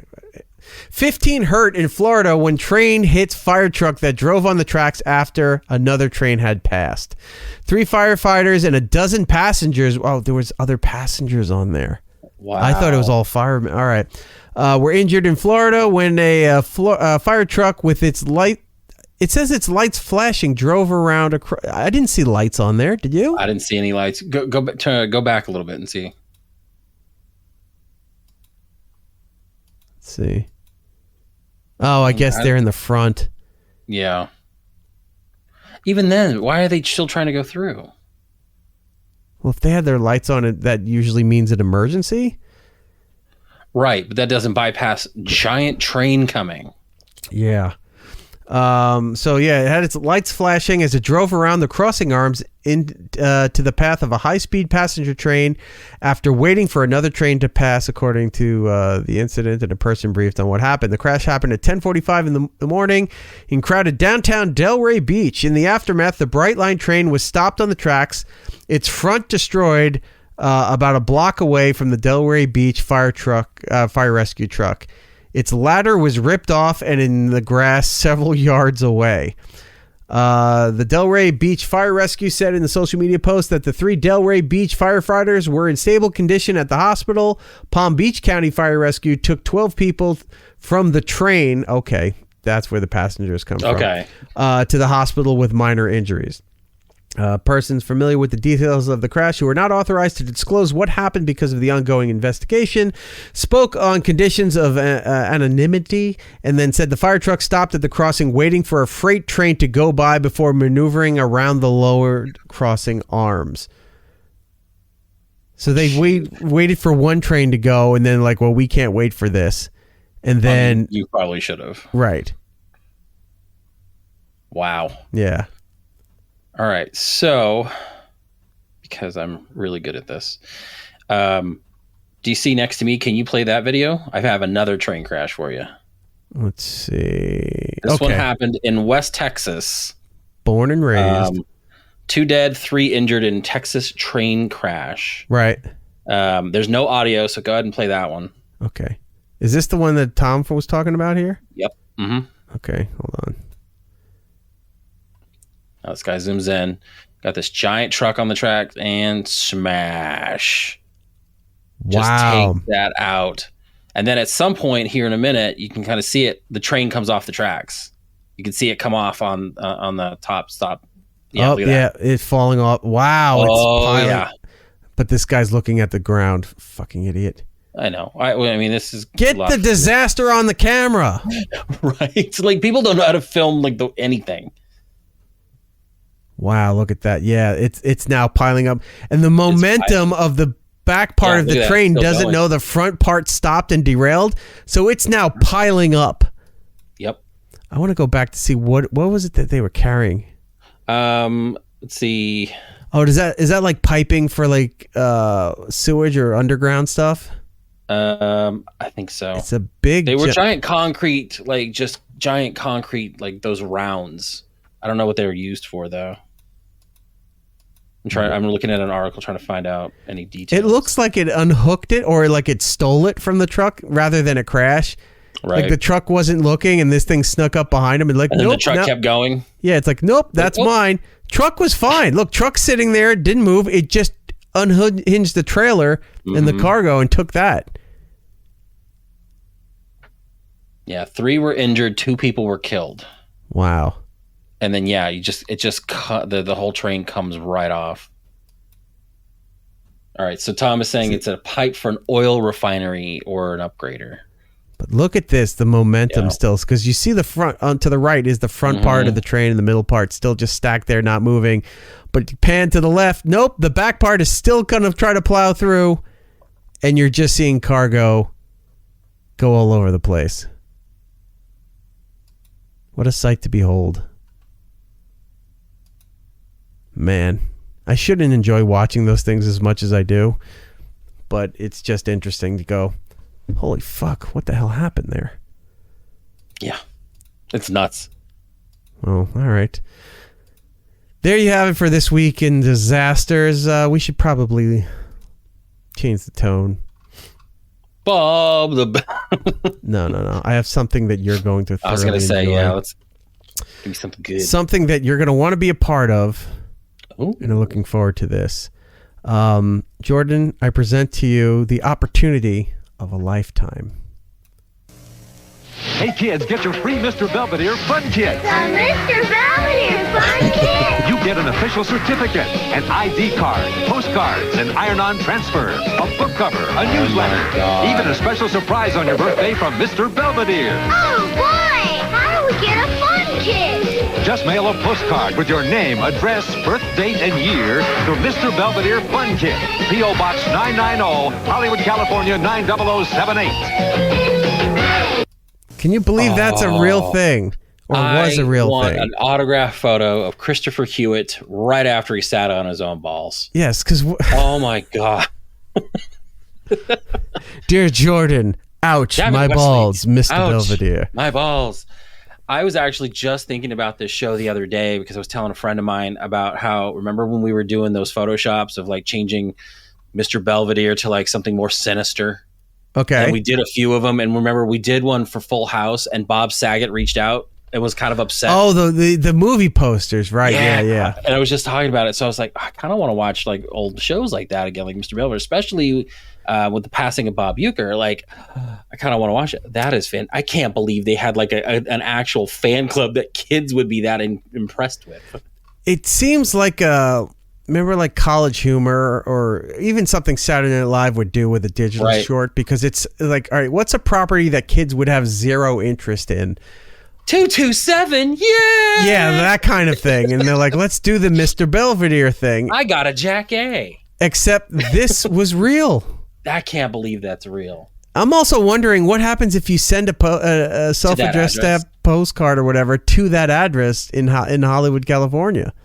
Well, it's on fire now. It burnt down. It was up and running. Can you imagine the newsletter they got to send to the Mr. Belvedere Fan Club? Due to the fires, the Mr. Belvedere Fan Club has shut down and burnt down. We will not be restoring. You will not get back your dues. You will not get your self-addressed stamped envelope. Okay. Well, now I can't believe that's really a thing. Now that we're in better spirits. Oh, 100%. Let's see what we can do here. I have a bunch of different stuff. Do you feel like a musical interlude? Do you want something crazy, or do you want to talk about the guy with playing the piano? Oh, let's do the piano one. That one makes me laugh every time. You want to do piano? Okay. Wait a minute. Pizza King. Saturday Night Live did a sketch about Mr. Belvedere Fan Club with Tom. Get out! I'm looking right now. I'll see if I can find it. We can't play Saturday Night Live because they're so strict with their shit. SNL. I'm just seeing if it's real. Tom from Alberta has the title of the newsletter. The Mr. Belvedere Fan Club has been extinguished. I wish that was not so long. It would be a great show title. Oh my God. All right. Well, I'm sure it exists. We'll find it somewhere. It does exist. So I'm looking at it right now. Moving on. We've all seen these videos where they're obviously staged in some capacity. Mm-hmm. Sometimes they have flash mobs that center around this. Other times it's just people who happen to be in an airport and they come over and observe what's going on. But we've seen videos where a musician sits down somewhere in a mall, in an airport. Maybe they're playing a piano or they've got a guitar and they start playing some lovely music. Yeah. And somebody comes over. One of the more famous ones that I remember is a guy was playing a piano, I think, in an airport. And this little Asian girl comes over and asks if she could play with him. And he said, yeah, what would you like to play? And she says a song. So he knows it and he plays it. And she takes out her violin and starts playing. And then it cuts to showing everybody watching. So staged or not, who knows? It's a nice moment. It's still nice. Like, who cares? But then you see the ones where a guy's playing and then somebody comes over and starts singing a song. And then another person comes over and he's, beatboxing or whatever. Now there's people coming out of the crowd. You're like, oh, this is terrible. But the funnier ones, and it's only funny because you're thinking, what if the guy does this? There's a guy playing a piano and somebody comes over and knows the song and just starts singing. And now everybody's getting out their phones. They're like, oh my God, this is amazing. And the guy playing the piano is really getting into it. And the person singing is belting it out, the tune, and everybody thinks it's fantastic. And we've all had the idea, what if he's just playing the piano because he's really good at it and he's showing off or enjoying it, whatever the reason. And he just turns and yells at the lady to stop singing. Or you're like, you're throwing off my rhythm. Slams the piano and says something. That would be the funny part, right? Well, somebody goes and does something like that. This guy purposely finds pianos in public places and plays music that's recognizable and waits for people to come over and start singing. And then he's had enough of it. Let's take a look.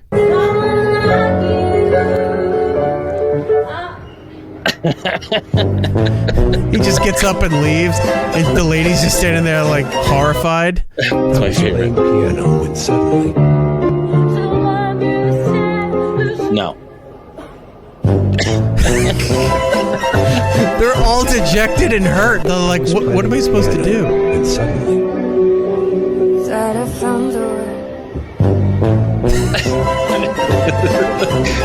They're like, wait, what's going on? And he does the Curb Your Enthusiasm ending. But yeah, so he sits down at the piano, he's playing, somebody comes over, takes the bait, starts singing, and he just gets up in disgust and storms off. I was playing piano and suddenly. Look. And they all come over like, this is gonna they're like, we're gonna be great. This is a moment. Get me on camera. People are gonna love what I do. She'll do. Nope. I was playing piano when suddenly.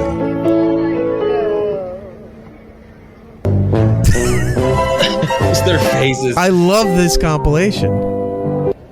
Nope.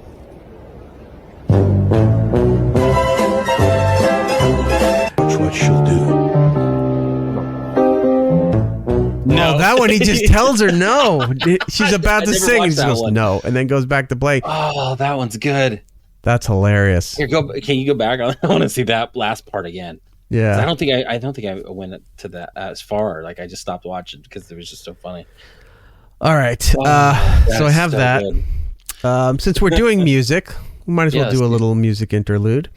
This is a French group that tours around, has a big stage show and whatever. It's like if Blue Man Group did real music that you recognized. It's this French group here. They turn tubes and pipes and household items and make a whole. I think I've seen something like that. Yeah, this group is called. Where's the video? I forgot their name. I know it translates to like the faux ceilings or something. Dumb. F-O, but it's a French thing. Like if they were doing tubes, it should have been better. We would have done like Sinkin' Park. But this video I dub. I'm gonna call it Depeche Stove. Ooh. Here we go.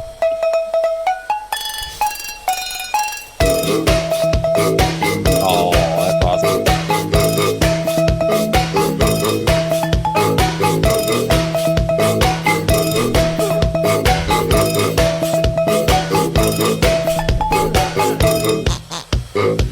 Guys as little squeaky When I'm pigs. with you, baby, I go on in my head. I just can't get enough. I just can't get enough. Yeah. Everything you do to me, on everything You do to There's me. the accent. I just can't get enough. I just can't get enough. We slip and slide as we fall in love, and I just can't seem to get enough. I mean, it's well done. It really is good. It's very well choreographed.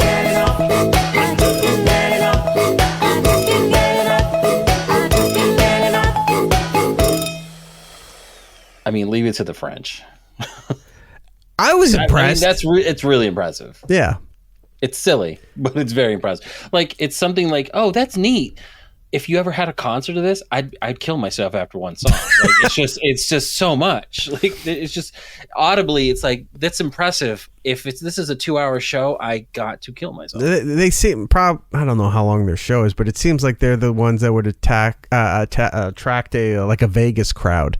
Sure. Or something. Like they could do a residency in Vegas. They go and play casinos and festivals and what have you. It's very avant-garde. It's very in the vein of a Blue Man Group where, you know, stomp, those kind of things, using items as the instrument instead of instruments themselves. We'll probably have to do the food stuff next week. Yeah. I have one more video here I want to show you, just because it's a more what the fuck kind of moment, this video I found before we go into segment 2. Take a look at this. Hey guys, today we're going to be singing a song to boost morale among the troops. This is just a reminder of what you boys are fighting for. You're fighting for us. We're legal. I've committed crimes. Sorry, one. So it's older girls pretending to be younger girls, and they're in these like little makeshift dress, and like, this is what the boys are fighting for. And it goes, we're legal. She says, if you couldn't hear it, I'm not. I commit crimes. There's more coming. Hold on. We're legal. I've committed crimes. Like I know Susie. Oh, what a gal. Take it away, Chloe! Daddy, come home. We miss you, Daddy. You're not in the war, but that mistress, she doesn't even love you like Mom loved you. We did not read the lyrics. Me and my pa used to sing this every night before the war. Then he moved in with his mistress. Every time I try to put on a good show, you always have to bring up your father. We're trying to boost morale here. Yeah, they need us. I just feel like you haven't been very supportive. I know that we both care about each other. We care about this friendship. I'm trying to be there. Well, your sisters. You wouldn't even be here if it wasn't. Wow. So hold on. She said, he's like, I'm trying to be supportive. She goes, well, your sister's a slut. I know that we both care about each other. We care about this friendship. I'm trying to be there. Well, your sisters. You wouldn't even be here if it wasn't. It makes no sense. You wouldn't have a spot in this vaudeville show if it wasn't for me and my genius this in my town. No, I'm better at dancing. No, you know what? I'm better. I'm way better. You think that's good? You can't do that. Chloe! She's You showing can't her do underwear. that. We're all just dancing now. You can't beat that. You can't beat that. We're winning Try this to war. beat that. We're winning this war with me. Oh my god. It was just random nonsense, and I'm like, I can't describe this. I have to bring this. Sugar Shin, look at that. It's Daddy Issues performing their new hit. Yes. Come Home from the War. That was performed by this one lady's name is Chloe Longname, and the other one is Cool Cammy. So they're out in LA. They're, I'm sure, actresses or sketch writers or something. Chloe Longname is the greatest. Yeah. But I just found that it's like, Daddy, come home. your mistress can't love you like Mommy can. And then I'm guessing as the rest of the video goes, at the end, she's like, well, your sister's a slut. So is her sister the mistress to her father? I don't know. It's very random. Tropical Punch in the chat, and I wish TikTok got fully banned. Look, I'm willing to concede everything, then let them stay home if we're finding more footage like that. So I'm gonna look to see if they have any more videos of that type. But that was hilarious. It's Eric Nagel. Follow the show on all social medias at It's Eric Nagel for ways to watch or listen to the show, both live and on demand. Go to itsericnagel.com.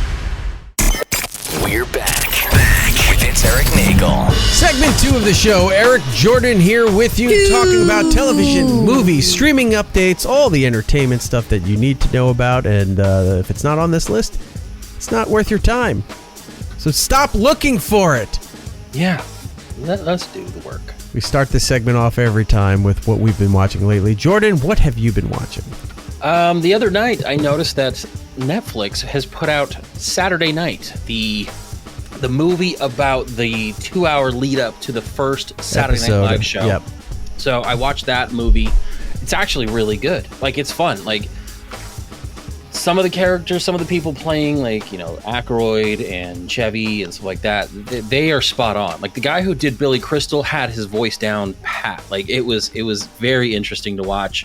I enjoyed it. It's definitely it kind of made me really kind of want to go back to some of the older episodes of Saturday Night Live, back to the, you know, the 70s and maybe early 80s. So then it got me on a kick where I kind of wanted to explore that. I know those documentaries came out, so I watched another one called SNL Behind the Scenes. Right. It's 4 episodes long. The first episode is about, they call it, the episode title is 5 minutes.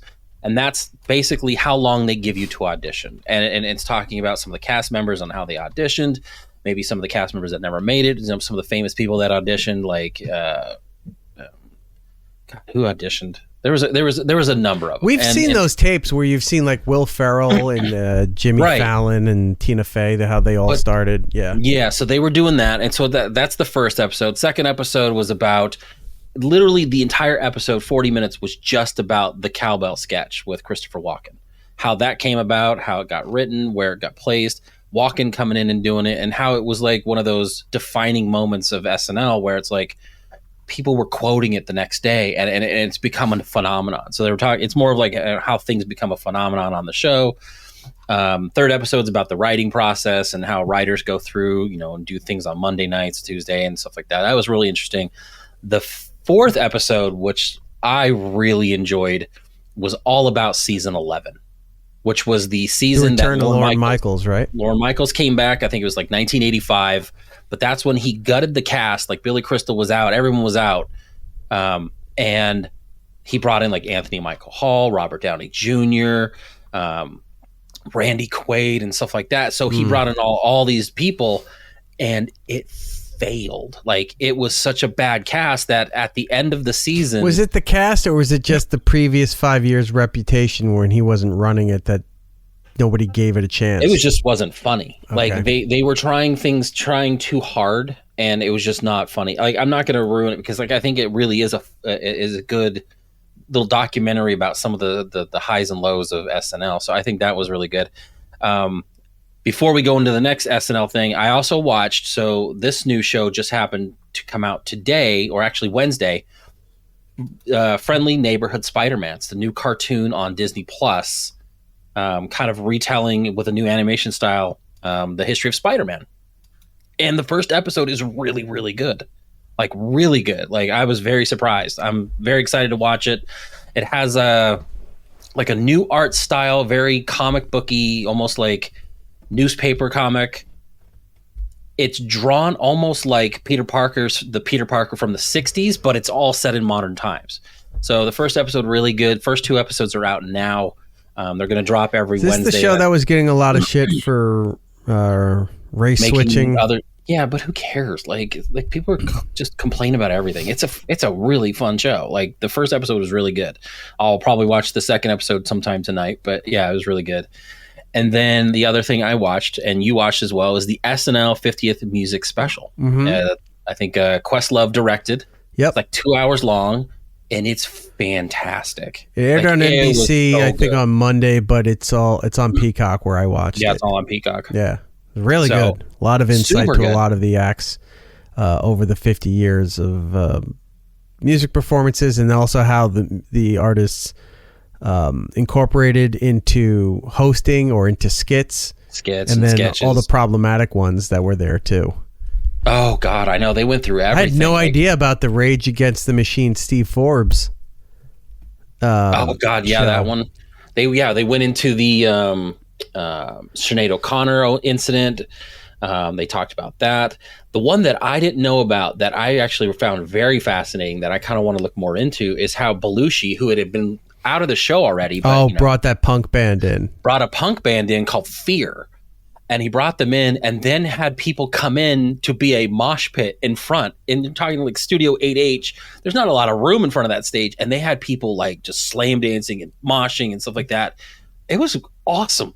Like the idea of Belushi just bringing in a band that he knows is not going to sit well and just like causing chaos, even years after he's left the show. Yeah. But because he had so much pull, he was able to get the people to actually agree to it. It was fantastic. Like, I really enjoyed the special. Like, I could have watched. They start the show with a montage of just different bands throughout SNL history, and they morphed it together where some of the songs sounded like they were part of the other song, and they kept going. And I thought I could watch another 30 minutes of that. Like, it was so interesting just to see it happen and evolve and all that stuff. And they went through like how Lonely Island did all the digital shorts with the music and Justin Timberlake, and just it was very fascinating. And again, I could watch another hour of that special and be just as entertained. It was really good.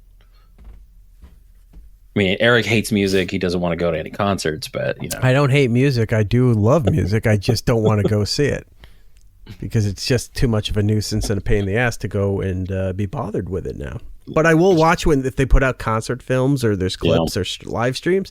I'll gladly watch it. I'm not going through all of that. All right.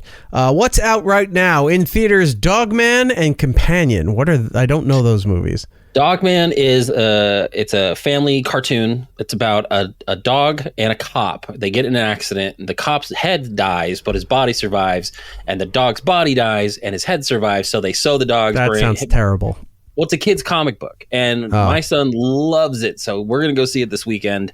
It's the same writer that did Captain Underpants for anyone. Okay. That property, Steve Pillicky or something like that.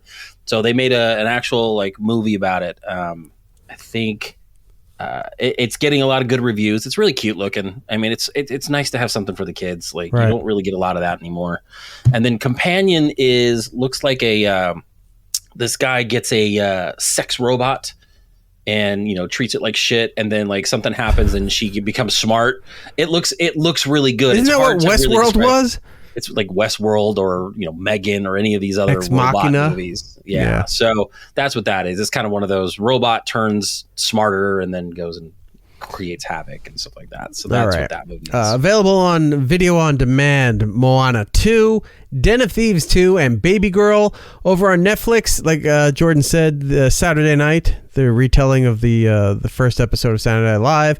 Scream 6, which I have not seen. I got to go back and watch all the Screams again. before I watch that. Over on Prime Video, which is Amazon if you're not aware, you're cordially invited. It's Will Ferrell's thing. And Reese Witherspoon, yeah. Okay. He's not getting a lot of critical Theater praise run. lately. No, ever since he did that thing with Billy Eichner, or what is that his guy's name? Oh, the guy that was Billy on the Street. Billy on the Street. Yeah, when they were doing Loud White Guys for Kamala or something. Oh my God, I forgot about that. He took a lot of fucking criticism for that. Of course he did. Paramount Plus has Gladiator 2. Disney Plus has Your Friendly Neighborhood Spider-Man, like Jordan was talking about earlier. Hulu has Paradise, which is the guy from This Is Us. I can't remember the actor's name. He was the black brother on. Wow. I'm sorry. The white Seems brother was redundant. Oliver Queen in the Flashverse. But yeah, it was that guy. He plays a trusted, I guess, Secret Service agent to the president, and then the president gets killed, and now he's entrusted with some information that opens up all these conspiracies in this other world of Yeah, and I shit can't tell going if it's like a sci-fi thing or is this some kind of weird, like, Kennedy assassination or all those like Area 51 type, like, okay, we're learning like the secrets of the country. I want to watch it. It just came out. Sterling K. Brown is who you're thinking of. James Marsden's in it. He's the president. It looks interesting. I keep seeing a ton of ads for it when I'm watching Peacock because I don't pay for the ads. So it's been they've been throwing that out there a lot lately. I do want to see that. It's on my list to watch. And then over on Max, The Fall of Diddy, because of course everyone's got to capitalize. Oh, of course. We're not even at the court case yet. He's still sitting in jail, and they're like, "We know the whole story." No, you don't. We don't even know the whole story. It's not out there yet. Everyone has their assumptions. That's another thing with the LA fires. That conspiracy that there was so much Diddy evidence that would incriminate so many people. They burnt down the fucking area. Yeah. Wild stuff. Coming soon to a television or a theater near you. CNN on February 2nd is doing... Now, this is already available on Max, but if you're watching on television, you don't have Max. The movie Superman, the Christopher Reeve story. All about him, who he was, becoming I keep saying Spider-Man, Superman, and then everything after his accident, what the charities he formed, and all the people he influenced with his organization and what have you. It's good. If you haven't seen it on Max, and you can watch it on I CNN, highly recommend it too. It was on February 2nd. In theaters on February 7th, Heart Eyes and Love Hurts. What are those? Heart Eyes is another one of those low budget slasher films. So like Heart Eyes is a killer going around killing people. It's one of those things. And then Love Hurts what's the kid that played Short Round and he's been getting a lot of run lately, Asian actor. It's like he's starring in it. I don't really know the plot. It was the mechanic for the time agency on Loki. Yeah, like I want it. I feel bad because he's finally getting his run. He's trying to do stuff. He's becoming a movie actor. What was his name in the Goonies? Gizmo? No. Data. Thank you. Yeah, with the pinchers of power. Yeah. I feel Data bad or Short because Round are still appropriate. Short Round is my favorite. I feel bad that he's trying to finally get his acting career in big movies at a time where movies just aren't surviving. So like this is not going to do well in the theaters. No one's going to see this. No. And it sucks. All right. So. Here's streaming news and everything else coming up in the future with Jordan. All right. So we're going to go. Agatha All Along is not going to get a season 2. Your favorite actress, Patti LuPone, revealed that Agatha All Along won't be getting a season 2, saying that showrunner Jack Schaefer told her that the fate of her character, Lilia, ahead of the show's ending, indicated that there's no season 2. Jack Schaefer, the creator, came into my trailer and said, "Patty, I'm just going to tell you that Lily is going to die. Sorry, spoilers alert." And I went, "But I want a season 2. She goes, "I don't do second seasons. And it's why I didn't want to do a second season of WandaVision." Yeah, fuck that artistic uppity nonsense. Yeah, it's the same shit. Same problem I have with Valve. It's like, we don't do more than 2 for a video game franchise. You have billions of dollars that you left on the table had you done another Half-Life, had you done another Portal, everything in that genre there, you would make tons of money. But we only do 2, and then we move on to other things. I don't do second seasons. Fuck off and die. Don't even be working there. If you're so high and mighty, go do indie art projects that no one's going to give a shit about. Don't work in major franchises where people are expecting more material from those things. Now, look, nobody wants a second season of She-Hulk. But there were enough people that enjoyed Agatha all along. There were enough people that enjoyed WandaVision that would have loved more had they put that out there. I think what happened is that WandaVision and Agatha all along are... Stop hiring her. They're vehicles for bigger things. Like WandaVision and Agatha all along are going to lead into the Vision show that's coming up. And then those are leading into other things. Because at the end of Agatha, for those who watched... it was Agatha all along. Ancient Chinese secret. So wasn't that a detergent commercial? It was. Yeah. So we're not getting a season 2 of that. Speaking of MTV, I know everyone's trying to sell it off. We're going to try to buy it here on the show. Former MTV host Matt Pinfield's daughter filed for conservatorship a couple weeks back. Yeah, tragic. A couple weeks back, he had a stroke. And according to his daughter, she's afraid that his girlfriend is going to drain his bank account. His daughter, Jessica, beelined it to the court, filed for a temporary conservatorship over her father. In the docs obtained by TMZ, she claims that Matt had a stroke 3 weeks ago and is now incompetent to make health and financial decisions. She said she's concerned about his money and personal property because his girlfriend has access to his accounts. Her and her sister Maya said that they're deeply concerned that the girlfriend withdraw all his cash. I didn't find out about Matt Pinfield until I think the other day, and I was like, oh, that sucks. Matt Pinfield, very nice guy, knows way too much about music, but he was perfect for radio. We grew up with him hosting 120 Minutes on MTV in the 90s, and that was when people weren't really focusing on alternative music. And MTV gave a shot, put a spotlight on it to give a shot to the alternative scene that was growing after Nirvana and Pearl Jam and Soundgarden started coming to light. And then radio stations started playing more alternative music and flipping into entire formats of just alternative music. And he was definitely one of the forefathers of that whole movement, knew everything, knew everybody. And, looked like Mr. Clean, bald head with an earring, but he was just good at what he did. We had him on O&A once or twice, and he actually would, because he was doing something at Sirius. I don't remember if he was working there at the time or if he was just doing some kind of specials, but he showed up. He had a milk crate full of records with him that he brought to do a music special at Sirius. That's awesome. I was like, Jesus Christ, this guy lived the whole thing. It's not like living the gimmick, but like the gimmick knew it developed because of this guy. So I used to hear tapes of him back in the day. He was on, I want to say Live 105 in San Francisco, but I don't know if that's right because I know Carson Daly did time there.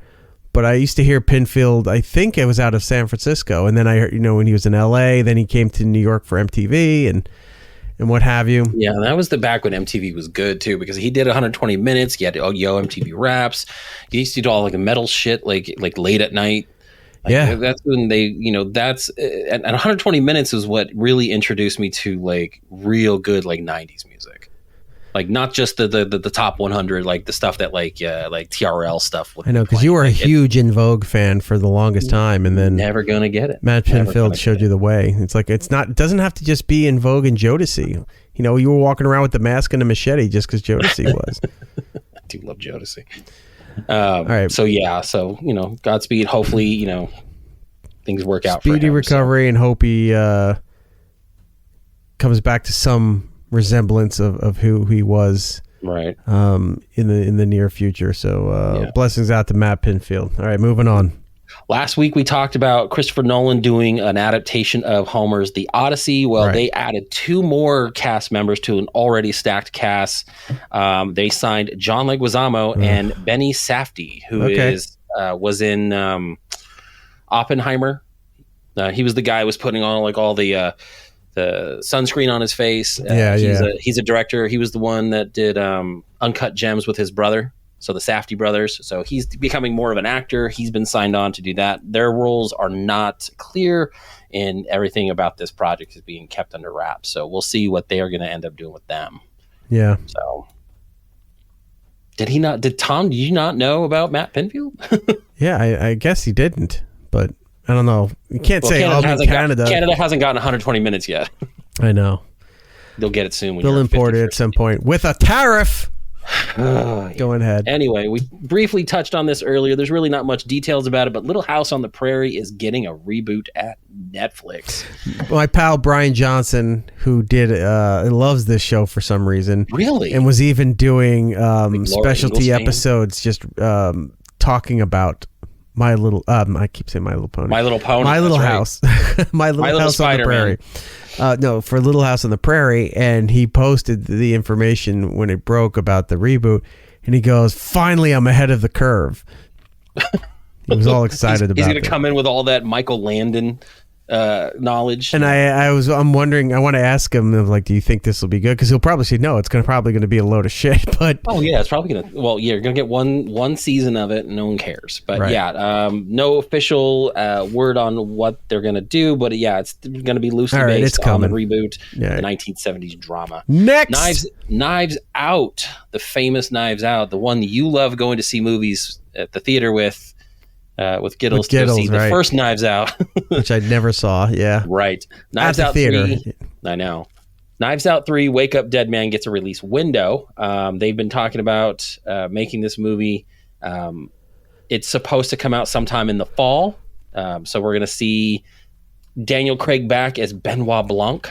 It's also got Glenn Close in this, Josh Brolin, Mila Kunis, Jeremy Renner, Kerry Washington. It's another one of these that has a huge cast. How about Jeremy Renner go back to being Hawkeye first, the first thing after his tragic snowplow accident, instead of going into Knives Out 3? Could you imagine? You get run over by a snowplow. It was such a big deal, and then everyone forgot it happened. Like, I forgot completely that happened to him. I just want to see him there because he can't pull the bow, so now he has to hand it off to. It's not even his daughter anymore. Who's the Haley Steinfeld character? Kate Bishop. Kate Bishop, yeah. She's taken over the ring. Which, real quick, was she not the one that took over in the comic books? Was it his daughter that took over? The comic books are kind of sketchy. One of them is like his brother is a character that just like that. But yes, she was the one that he ended up training to kind of take over the moniker of Hawkeye. Gotcha. So, okay. Yeah. Did you ever see The Old Guard? Charlize Theron on Netflix? I don't think I did. No. Oh, I actually rewatched this movie about 3 weeks ago, probably around Christmas, actually. The Old Guard 2 is actually getting a release date. They finally announced that the sequel to the 2020 hit action fantasy movie Old Guard is scheduled to make its debut on July 2nd, 2025 on Netflix. Basically, they're all going to have returning cast members. Charlize Theron's coming back. I believe she's also a producer. She is big into this movie, so she really wants this to succeed. Kiki Lane's coming in. Matthias Schoenaerts, Marwan Kenzari, and Lucas Morelli. None of these people are people know, but you do know Chiwetel Ejiofor. He's coming back as a character named Copley. Uma Thurman is joining the cast, and Henry Golding. Yeah, Francis Ford Copley. It's a black Francis Ford Coppola. There we go. But yeah, it's actually a really good movie. It's about a bunch of immortals going around for hire. I really hoped they would get a sequel. They left it kind of open-ended. There was never any word that they were officially going to get one. And then 5 years later, we are going to see a sequel. So that'll be good. Speaking of sequels, Den of Thieves 3 is in development. Den of Seas. Sea of Dens. Yeah. First Den of Thieves movie came out in 2018. It was followed by the sequel that just came out a couple weeks ago called Den of Thieves 2 Pantera. Both films directed by Christian Gaudast, which see Gerard Butler play Detective Big Nick O'Brien, and O'Shea Jackson Jr.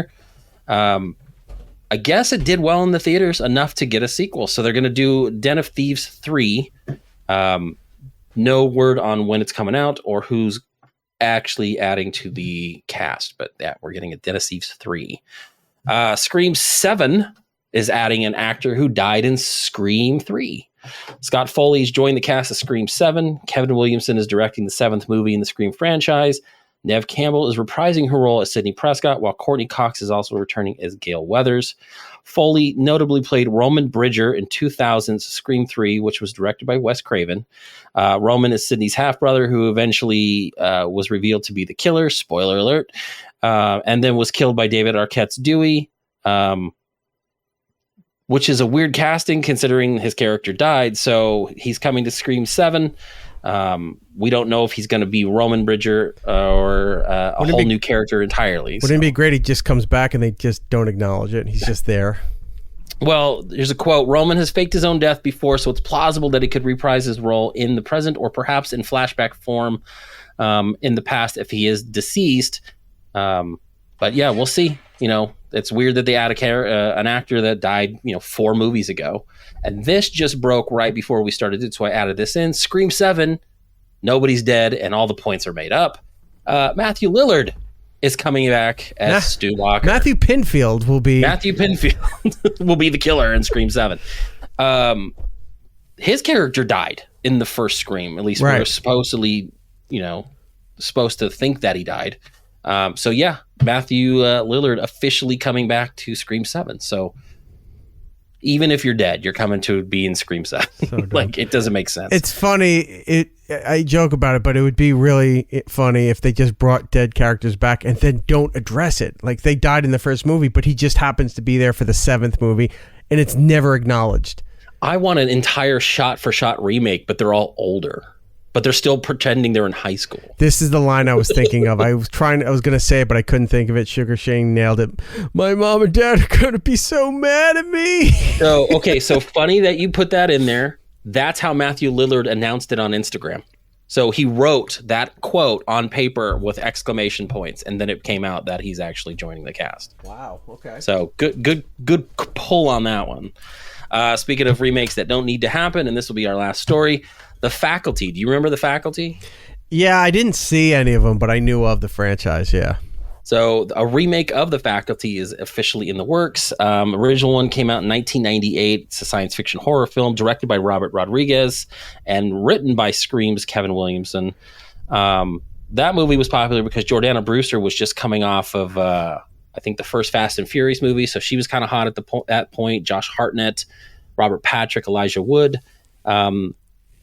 Miramax is now going to reboot it. Rodriguez is returning to produce the film, and then the remake is being written by Drew Hancock, who also is doing the new movie we just talked about, Companion. So I'm going to check out Companion, and if that's good enough, then I have faith in this movie. Otherwise, I don't think it needs to happen.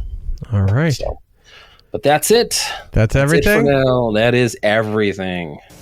Hey kids, get your free Mr. Belvedere Fun Kit. The Mr. Belvedere Fun Kit. You get an official certificate, an ID card, postcards, an iron-on transfer, a book cover, a newsletter, even a special surprise on your birthday from Mr. Belvedere. Oh boy, how do we get a fun kit?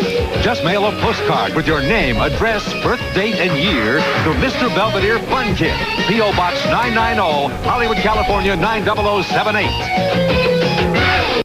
All right.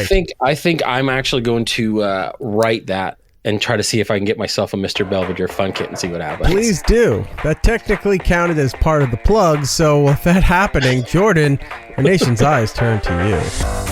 You can find me on Instagram, Blue Sky, X at Jinx Ronan, Twitch at Jinx Ronan79. And if you've got a subscription to Amazon and you want to use your free Twitch subscription to subscribe to any show, make it this one. It helps us out. It costs you nothing extra. And you support the show that you love. So come say hi. All right. There you go. Go support Jordan. For me and the show and everything else here, at It's Eric Nagel across the board on all the social medias. Thank you for listening on the iHeartRadio app. If you're listening on Apple, Spotify, any of those fine places as well, do us a kindness. Go over there, leave us a positive review. It does help out this program. If you want to join us live each and every week as we do said program, go over to our live rooms on Twitch and on YouTube, all under It's Eric Nagel. Like, subscribe, hit the notifications. It seems like a lot of work, but it really is not. It's just a few clicks. Let you know every time that we're live or when new videos get posted. And speaking of that, if you don't want to watch it live, you can see the produced videos at your leisure over on our YouTube channel, youtube.com/It's Eric Nagel. I don't know why I spelled the whole thing out. Nobody does that anymore. It's such an antiquated way of plugging anything. And also go over and check out the supercut of our Spencer Pratt, Spencer for Hire video of all. Leave a comment. Tag Spencer in it. I want Spencer. him to see everything He responds. you say. He loves writing to people. If you do it on TikTok, he'll make little videos. It's almost like free cameos that he's giving you because you wrote to him on TikTok. So, all right, we got to get out of here. With that being said, Jordan, until the next time, everybody, be excellent to each other. And we'll be seeing you. It's Eric Nagel. You've been a professional broadcaster for years, and in that time, what would you say has been your greatest achievement? I think my consistent resistance to dumbing down. I think, if anything, I've tried to dumb up. Alas, we're out of time. Follow It's Eric Nagel on social media platforms. For ways to watch and listen to the show, or join us for the live shows, head over to itsericnagel.com. Yo, and remember to tell 2 friends so they can tell 2 friends, and they can tell 2 friends, they can tell 2 friends, they can tell 2 friends. You get the idea. Keep it real, homies.